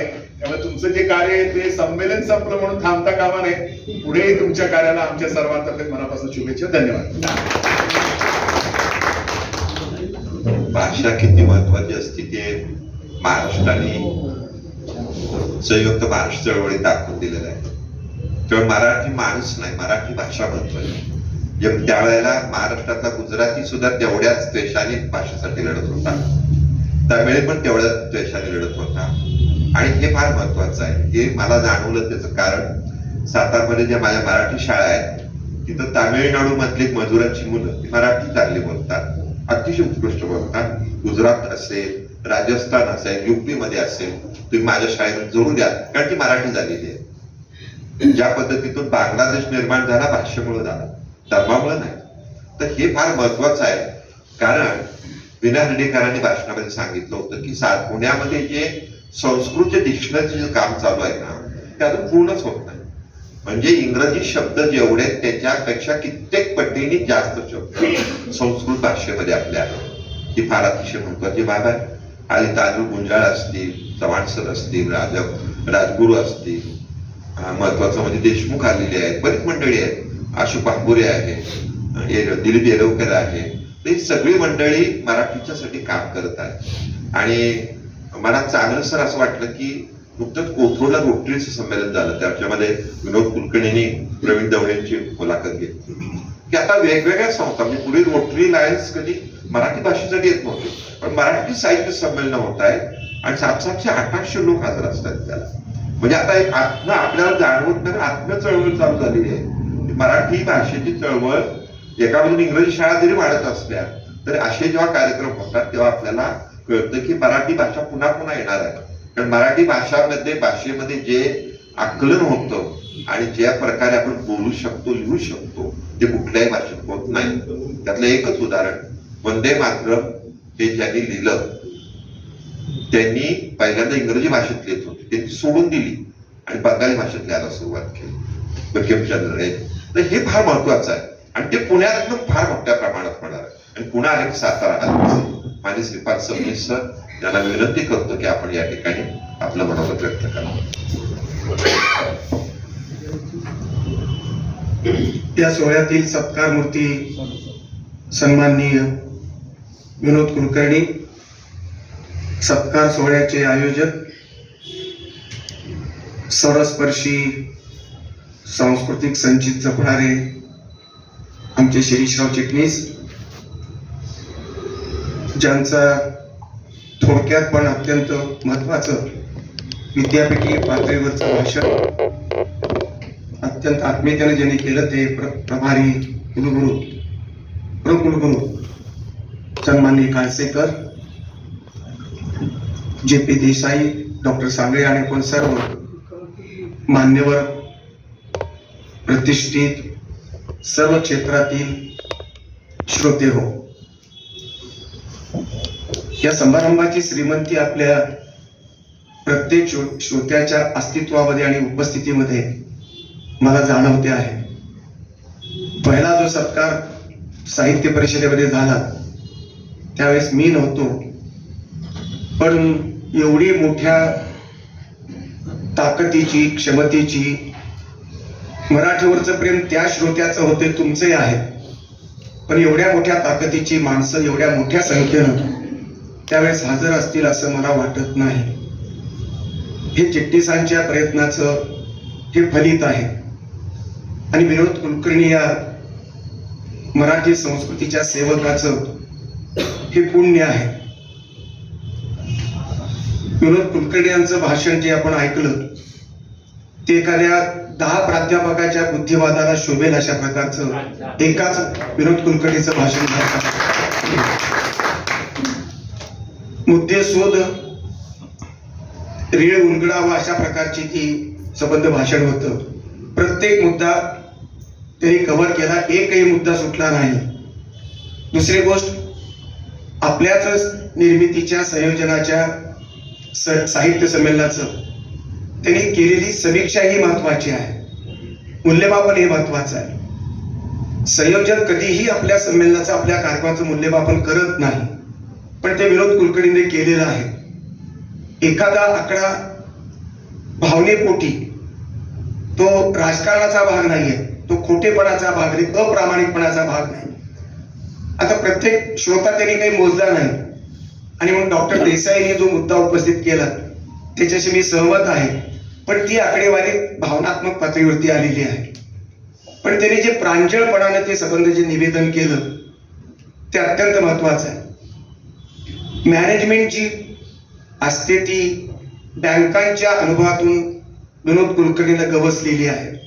व्यवस्थापनातलं कौशल्य, 4.5 कोटी का 8 कोटी तोट्यामध्ये असलेली जनता बँक, त्या ठिकाणी स्वतः लीड घेऊन पुढारी पण करून नेतृत्व करून त्या बँकेला प्लस पॉइंट मध्ये आणण्याची सबंध भूमिका अनेक वर्षापासून कुलकर्णींनी बजावलेली आहे.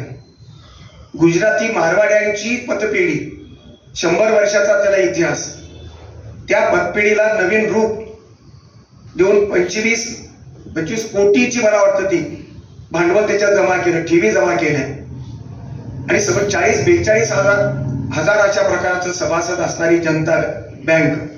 तरी नवीन अशा तिथल्या कर्मचाऱ्यांचा विरोध, पण ठेवीदाराच्या सुरक्षित ठेवी राहिल्या पाहिजेत यासाठी संघर्ष करताना, कठोर निर्णय राबवताना तिथल्या कर्मचाऱ्यांना प्रचंड त्रास झाला, आणि त्या त्रासांची संबंध म्हणजे निष्काळजीपणा, निष्क्रियपणा झालेली संबंध बँक त्यांनी ऍक्टिव्ह केली, नवीन कर्ज दिले. हे सगळे नवीन प्रयोग आर्थिक क्षेत्रातले आहेत. आणि त्यामुळं एक कार्यकर्ता, एक नेता, एक नेतृत्व, बँकांच्या पातळीवर असणारं नेतृत्व, साहित्य क्षेत्रातल्या संबंध महत्वाच्या गड्ड्याला गदागदा हलवतं. महाराष्ट्र संस्कृती आणि मराठी भाषा आणि मराठीचे सर्व प्रेमी 12 कोटी जनतेच्या विश्वासाला पात्र ठरणार अशा प्रकारचं काम करतो. ही अत्यंत दुर्मिळातली दुर्मिळ गोष्ट आहे. 98 संबंध संमेलन, 99 संमेलन झाली, पण त्या संमेलनामधल्या खजिनदाराचं किंवा कार्याध्यक्षाचं कधीही कोणी सत्कार केल्याचं मला आठवत नाही. स्वागताध्यक्षाचा सत्कार, अध्यक्षांचे सत्कार, उद्घाटकाचे सत्कार, पण कार्याध्यक्षाचा सत्कार कुठे झालेला आहे, कोण केलेला आहे? आणि पुण्यासारख्या थोडस वेगळ्या असणाऱ्या संस्कृतीमध्ये इतकी रसिकता फार करंटी आहे, फार मोजकी अशा प्रकारची निवडक आहे. अशा प्रकारच्या रसिकांच्या पातळीवरती उतरणं आणि त्याच्याकडून वाहवा म्हणून घेणं ही अत्यंत कठीण गोष्ट आहे. त्यांच्या वाट्याला 2-2 सत्कार समारंभ येतात, ही भाग्याची गोष्ट आहे. ती विनोद कुलकर्णीच्या कर्तृत्वाने सिद्ध केलेली आहे. मराठी भाषा ही भाकरीची भाषा व्हायला पाहिजे, आणि मराठी भाषा ही जगाची ज्ञानभाषा व्हायला पाहिजे. हे जे टोकाचे 2 ध्येयवाद आहेत, जे टोक आहेत, यामध्ये कुठेतरी मराठी साहित्य संमेलन अखिल भारतीय ते त्यामध्ये बसलेलं आहे. आणि अखिल भारतीय संमेलनाचं शिवधनुष्य पेरताना किती लोकांची दमछाक झाली. बरं, हे फार पिढी पाटला इतके श्रीमंत नाहीत आणि मिलिंद जोशी इतके कल्पक नाहीत, तरी पण हे कॉम्बिनेशन कसं जमलं, काय केलं बा. मिलिंद जोशी काही प्रत्यक्ष ठिकाणी राबलेले नाहीत. तिथली लोकलची जी संकल्पना आहे, तिथली लोकलची व्यवस्था जी आहे, ती फक्त विनोद कुलकर्णी या माणसानंच निर्माण केली, याबद्दल माझ्या मनात शंका नाही.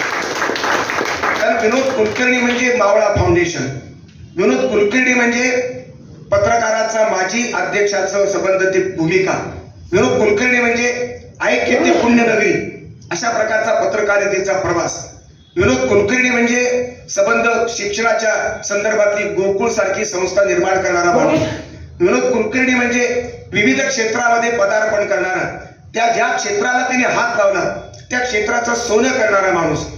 एखादा कुलकर्णी माणूस बहुजन समाजातल्या संबंध समाजामध्ये प्रवाहामध्ये इतक्या उत्तुंग अशा प्रकारचं काम करतो हे अत्यंत दुर्मिळ उदाहरण आहे. खरं म्हणजे महाराष्ट्रातल्या देशातल्या कुलकर्णी नावाच्या सगळ्या ब्राह्मणांनी या माणसाचा आदर्श ठेवला पाहिजे. जे दुर्मिळाचं दुर्मिळ उदाहरण आहे. कुलकर्णी जोशी ही जोडी झाली आणि यांनी पाटलाला संमेलनाचं अध्यक्ष केलं. हे अत्यंत महत्वाचं साहित्यिक राजकारण आहे. कारण पुढल्या 100व्या संमेलनाला पुन्हा एखाद्या जार्वेवाल्याला तयार करणार आहे असं मला वाटतं. पण असा उद्देश काही नसावा. कारण साहित्य संस्कृतीच्या संबंध प्रवाहामध्ये संमेलन ही संस्कृतीचा श्वास म्हणून जन्माला आलेली आहेत. संमेलन नसेल तर मराठी संस्कृती मुरदार आहे, वांज आहे.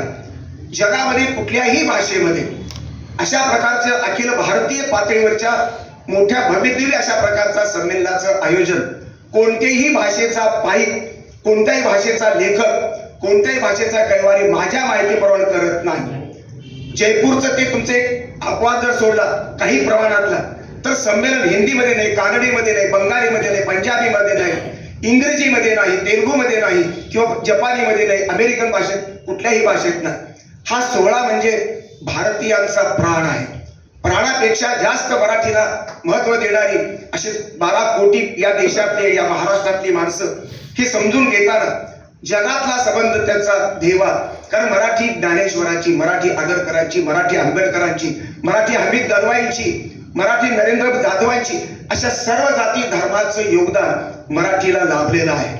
फादर स्टीफन पासून फादर दिब्रिटो तुमचे बिशप डाबरे पर्यंत मराठीचं योगदान हे ख्रिश्चनाने दिलं. जावेद पाशा, इक्बाल मिन्ने, तुमचा शहाजिंदे अशा असंख्य मुसलमानांचं योगदान मराठीला आहे. नामदेव ढसाळापासून नारायण सुर्वे पर्यंत योगदान या मराठीला आहे. कुलकर्णी जोशीची तर हक्काची मराठी आहे, पण पाटलांची मराठी, वाघमाऱ्यांची मराठी, गायकवाडांची मराठी अशी ही विविध प्रकारच्या पैलूची मराठी.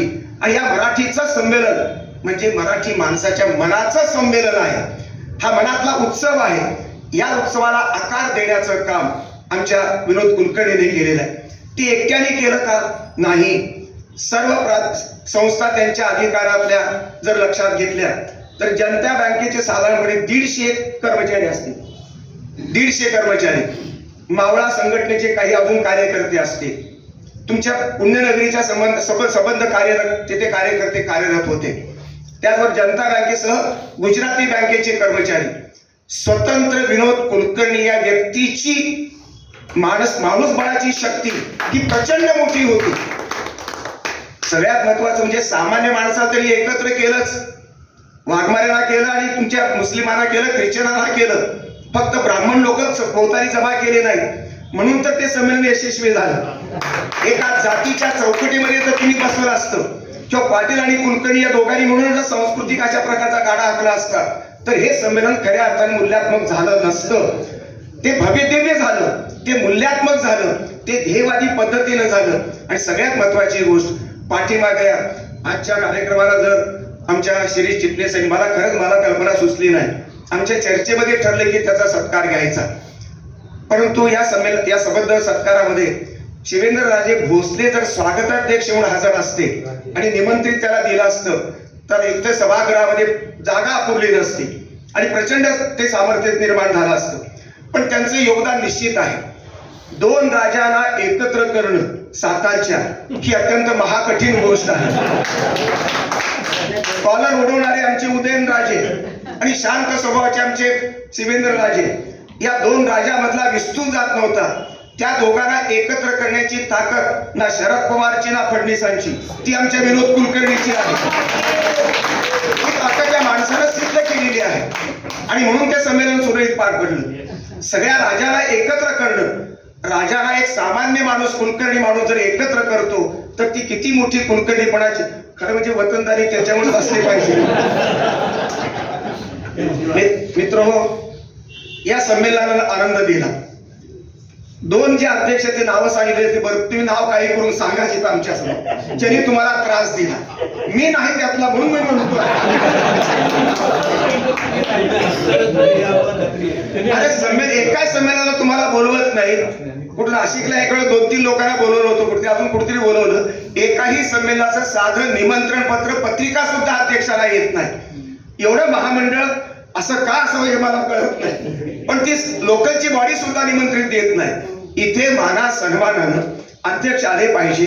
आणि म्हणून सर्व अध्यक्षांना, सर्व जिवंतात, जर मेलेल्या अध्यक्षांना जर बोलवायची सोय असेल तर त्यांनाही यांनी निमंत्रित केलं असतं. पण ही भूमिका अत्यंत व्यापक आहे. कारण अध्यक्ष हा या साहित्य क्षेत्रातला पंतप्रधान आहे असं ते म्हणाले. फार सूचक वाक्य आहे. कारण मराठीच्या साहित्य संमेलनामध्ये अध्यक्षच महत्वाचा असला पाहिजे. मुख्यमंत्री, पंतप्रधान सुद्धा मला महत्वाचा वाटत नाही. पण दिल्लीच्या संमेलनामध्ये जो सन्मान अध्यक्षाला मिळाला पाहिजे होता तो मिळाला नाही. अनेक संमेलनामध्ये, तुमच्या भूमानच्या संमेलनामध्ये तर इतके पुढारी झाले की सदानंद मोरेंची संबंध खुर्ची कडेला जात जात शेवटी जाऊन बसावं लागले त्यांनी. म्हणून मी माझ्या संमेलनाच्या वेळेला म्हणलं, मी सत्काराच्या वेळेला, की माझी खुर्ची मी हरू देणार नाही. माझ्या खुर्चीवर मीच श्रेष्ठ. कारण हा 12 कोटी लोकांच्या अस्मितेचा प्रश्न आहे. मी सिंबॉल आहे त्या संबंध 12 कोटीच्या लोकांचा. आणि म्हणून ही भूमिका अत्यंत महत्वाची मला वाटते. मित्रहो, एकंदरीत प्राध्याप समृद्ध आणि श्रीमंती अशा प्रकारची या संमेलनातून आपल्याला अनुभवलेली आहे. त्याचबरोबर एका अर्थानं संमेलनामुळं साहित्य संस्कृतीच्या संदर्भामध्ये लोकशाही निर्माण होते. राजकीय लोकशाही अत्यंत गचाळ झालेली आहे. लोकशाहीची मूल्य अत्यंत पायदळी तुडवलेली आहे. लोकशाहीला घसरण लागलेली आहे. त्याचं कारण सांस्कृतिक लोकशाही जपण्यामध्ये आपण कमी पडलेलो आहोत. सांस्कृतिक लोकशाही जर बळकट करायचं असेल तर साहित्य संमेलनाचे निश्चय तुम्ही जपलं पाहिजे. मराठी अंतःकरणात असून चालत नाही. मराठी ही स्टेजवर सन्मानित झाली पाहिजे. ती प्रत्येकाच्या अंतःकरणापर्यंत पोहोचली पाहिजे.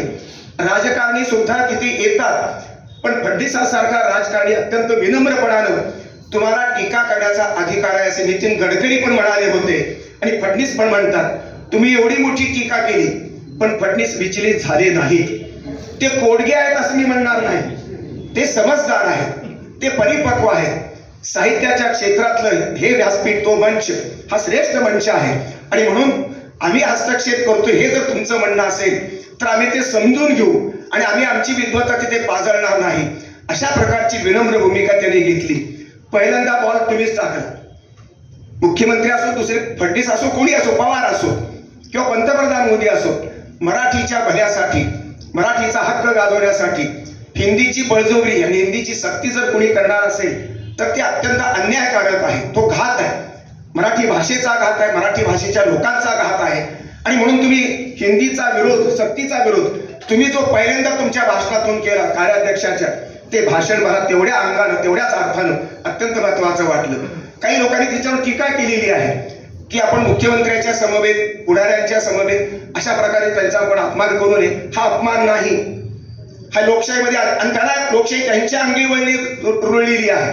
त्याला स्वातंत्र्य कळतं. अभिव्यक्तीचा, स्वातंत्र्याचा उपयोग तुम्ही केला आणि मराठी भाषा जी त्यांना प्रिय आहे ती तुम्हाला प्रिय आहे. त्या संदर्भातली तुम्ही मांडणी केली, हे अत्यंत महत्वाचं ठरलं. खरं तर तुमच्या तोंडाला काळं फासलं तरी पण तुम्ही या ठिकाणी म्हणतात की मी त्याला माझा आनंद व्यक्त केला, त्याला आनंद मिळू दिला. विरोधकांना, द्वेष करणाऱ्या माणसाला, संघर्ष करणाऱ्या माणसाला, विरोधी प्रवृत्तीच्या माणसाला आनंद मिळवून देण्यासाठी स्वतःला तोंडाला काळं फासण्याचं समर्थन करणारा जगातला पहिला माणूस विनोद कुलकर्णी. जगातला पहिला माणूस. ते अनेक बँकांचं ते राजकारण करतात, ते यश मिळालंय. ते राजकारणी अंगाने जर बोलले असेल तर मग मात्र मी समर्थन करणार नाही. पण मी चांगल्या अंगाने घेत होतो. इतकी उदारता खरं म्हणजे विनोद कुलकर्णी यांच्यामध्ये आली असेल असं मला वाटत नाही. कारण विनोद कुलकर्णी म्हणजे एक दहशत असं म्हटलं जातं. तुमच्यासाठी सांगतो, माझ्यापर्यंत अशा प्रकारचे शब्द आहेत. विनोद कुलकर्णीची दहशत आहे. ते साहित्य परिषदेमध्ये अमुक करतात, तो आक्रमक होतात. हे जर सगळं चित्र पाहिलं नाही तुमचं तुमचं चित्र माझ्या सोबतचं चांगलं आहे हे जर पाहिलं असेल तर हे खरं नाही. आणि म्हणून पण एखाद्या ब्राह्मण माणसानं वरण भातच खाऊन अशा प्रकारची संकल्पना का जपावी? एखादा तिखट खाणारा ठेचा खाणारा ब्राह्मण असू शकतो ना माझ्यासारखा मराठवाड्यातला. आणि म्हणून इतका तिखट ब्राह्मण जो आहे तो देवादी असणं हे महत्वाचं आहे. तुम्ही कशासाठी वागता, कशासाठी तुमचं कुलकर्णी पण पणाला लावता, हा महत्वाचा भाग आहे. तर ते जे काळं फासलं ते विश्वास पाटलांच्या तोंडाला काळं फासाचा प्लॅन होता, पण ते सापडलेले ते संरक्षणामध्ये राहिल्यामुळं तुमच्या तोंडाला काळं फासल्याची एक थेरी सांगण्यात येते. दुसरी थेरी वेगळी आहे, तो कोणीतरी दलित होता असे म्हणलं जातं. अजून वेगवेगळ्या थेऱ्या मी ऐकल्या, एकानंही खरं उत्तर आतापर्यंत मला मिळालेलं नाही. पोलीस खात्यानं तो जबाब घेतलेला त्या माणसाचा, त्यातून काहीतरी निष्पन्न झालं पाहिजे. पण शंका अशी आहे की जे कर्मचारी जनता बँकेच्या कारभारामध्ये तुमच्यापासून नाराज झाले, ज्यांनी राजीनामा दिला, तुम्ही एवढी मोठी कोटीची संबंध सोय करून दिली, 1 लाख रुपयाचं काहीतरी बरोबर मोठ्या आकडे मोठे आहेत त्या बँकेचे, इतक्या मोठ्या सभासदांचं नेतृत्व तुम्ही केलेलं आहे. तुमचा अमिश पाटील कोणते आता चेअरमन असलेले अमृत असे ते पाटील त्याला देऊ सगळं यांचंच का? तेल गांधी हे एकच नाण्याच्या 2 बाजू आहेत. असा इतका महत्वाचा माणूस जर इतका मोठ्या पदावर गेला, इतकं मोठं काम केलं, तर त्याच्यातून माणसं नाराज होतात. ते नाराज करणं तुमचं कर्तव्यच आहे, कारण तुम्ही सभासदांच्या ठेवीदाराची काळजी घेतलेली आहे. त्याच्यातून ती माणसं बिघडली, त्याच्यातून जातीवाद निर्माण झाला असेल, व्यक्तिवाद निर्माण झाला असेल, द्वेष निर्माण झाला असेल, त्या द्वेषाचा परिपाक त्या घटनेमध्ये उमटलेला आहे. बरं झालं अध्यक्षाच्या तोंडाला काळं फासलं नाही, तर तुमच्या तोंडाला काळं फासणं सुद्धा खरं म्हणजे त्या माणसाच्या तोंडाला तरी स्वतःच काळं फासलेलं आहे. कारण भारतीय भूमीमध्ये सगळी माणसं समान आहोत, आम्ही सगळे बंधू आहोत. आणि इतकं सुंदर अशा प्रकारचं पवित्र काम करणाऱ्या माणसाच्या तोंडाला काळं फासलं असेल तर ते तुमच्या तोंडाला नाही, संबंध महाराष्ट्र संस्कृतीच्या तोंडाला काळं आहे, त्या स्वतःच्या माणसाच्या तोंडाला काळं आहे. त्याची उपरती होईल किंवा न होईल, पण तुमची ही भूमिका सांस्कृतिक भूमिका आहे की मी त्याला आनंद दिला. संतांच्या महाराष्ट्रातल्या माणसानं कधी विनोद कधी चुकून बोलला असेल, आगाऊ बोलला असेल, कोणी आगाऊ केला असेल, आमरी तुमरी आला असेल, पण विनोद कुलकर्णीचे हे वाक्य आणि हे तत्वज्ञान मला अत्यंत आप्रिय झाले. वाल्याचा वाल्मिकी होऊ शकतो, तर विनोद कुलकर्णीचा सज्जन माणूस होऊ शकतो. आणि तो सज्जन त्या प्रक्रियेतून निर्माण झालेला आहे. हा सज्जनपणा टिकावा, मराठीला अजून तुमचं बळ मिळावं, हा सत्कार तुमचा जसा आहे, तुम्ही सिंबॉलिक आहात, तुम्ही नेतृत्व दिले, हे नेतृत्वाचा सन्मान आहे.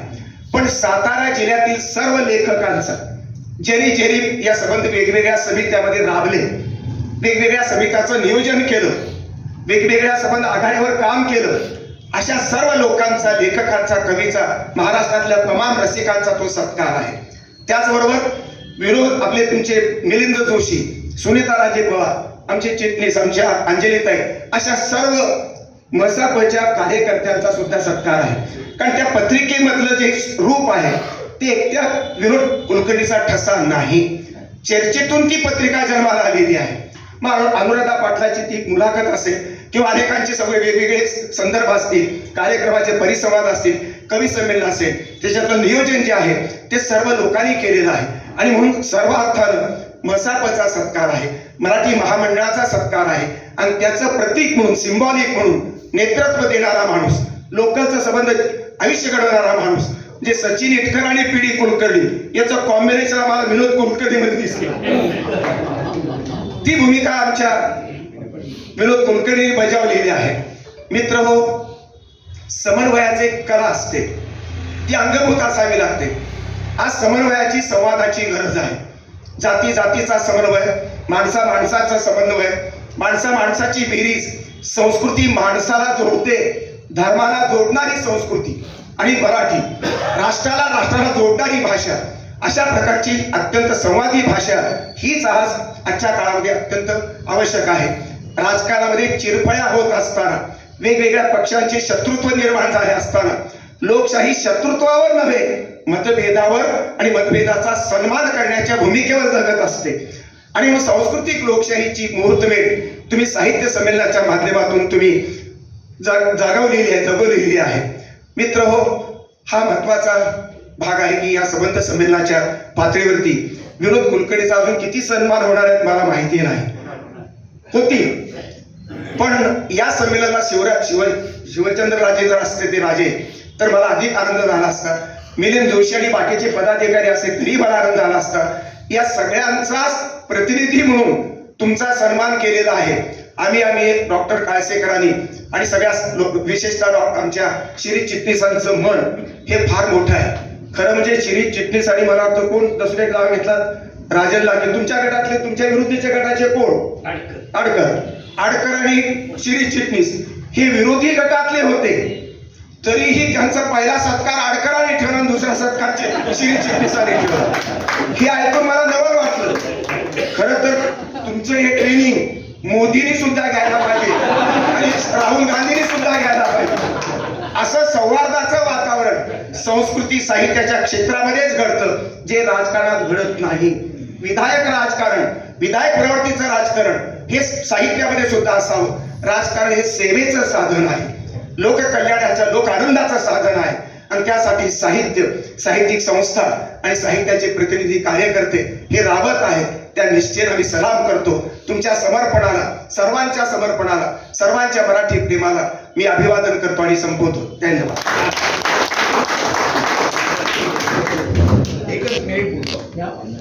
आजच्या कार्यक्रमाला विशेषतः दिलीप गरुड यांनी अतिशय आम्हाला मदत केली.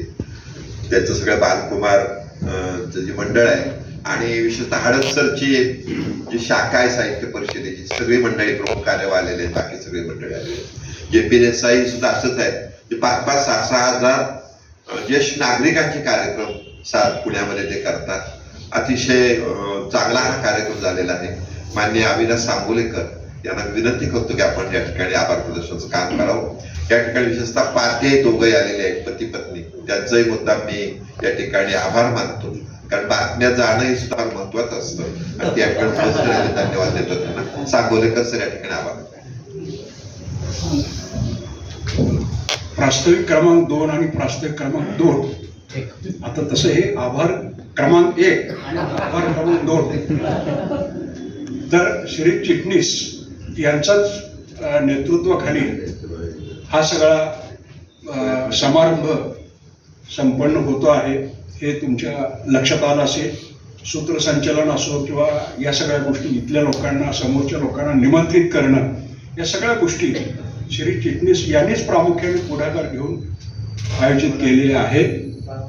आणि सावित्रीबाई फुले पुणे विद्यापीठ, पुणे आमच्या या विद्यापीठाचं मराठी अभ्यास मंडळ, अक्षर भारती ही आमची साहित्य संस्था आणि शिरीष चिटणीसांचं लोकमंगल ग्रुप शिक्षण संस्था, या 3 संस्था या प्रातिनिधिक स्वरूपात इथं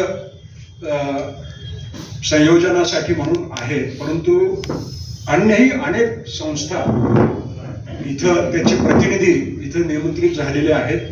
या सगळ्यांच्या सहकार्यानं, सहभागानं हा हृद्य असा सत्कार सोहळा संपन्न झालेला आहे.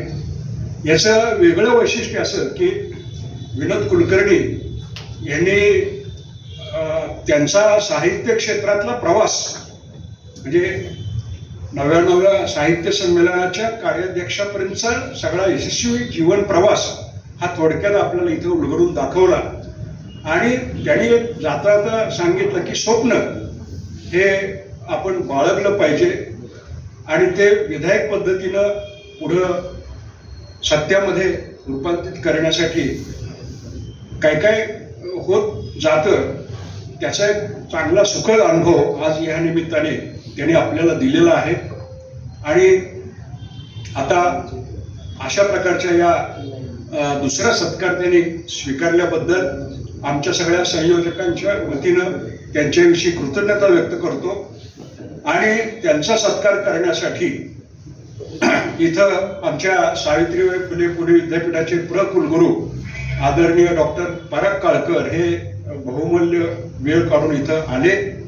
त्याचबरोबर आमच्या सगळ्यांचे आदर्श व्यक्तिमत्व म्हणजे डॉक्टर श्रीपाल सबनीस यांचं भाषण हे नेहमीच कितीतरी वेळ चालूच राहावं असं वाटतं, परंतु सरांनी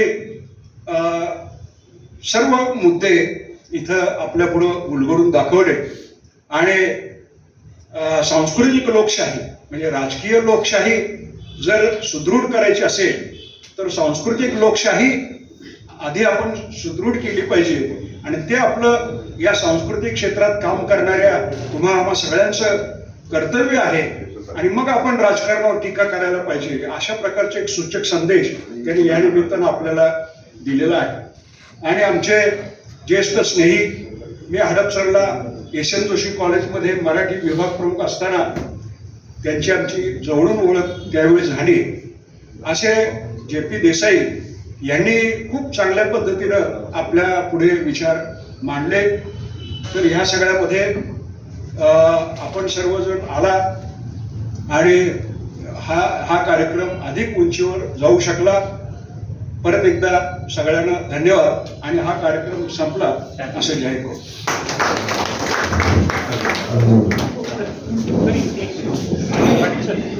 या सभागृहामध्ये विजय सातपुते आमचे मित्र आहेत, त्यांनी अतिशय चांगल्या प्रकारे आम्हाला सोय करून दिली. त्यांच्याही महत्वाच्या ठिकाणी फोटोग्राफर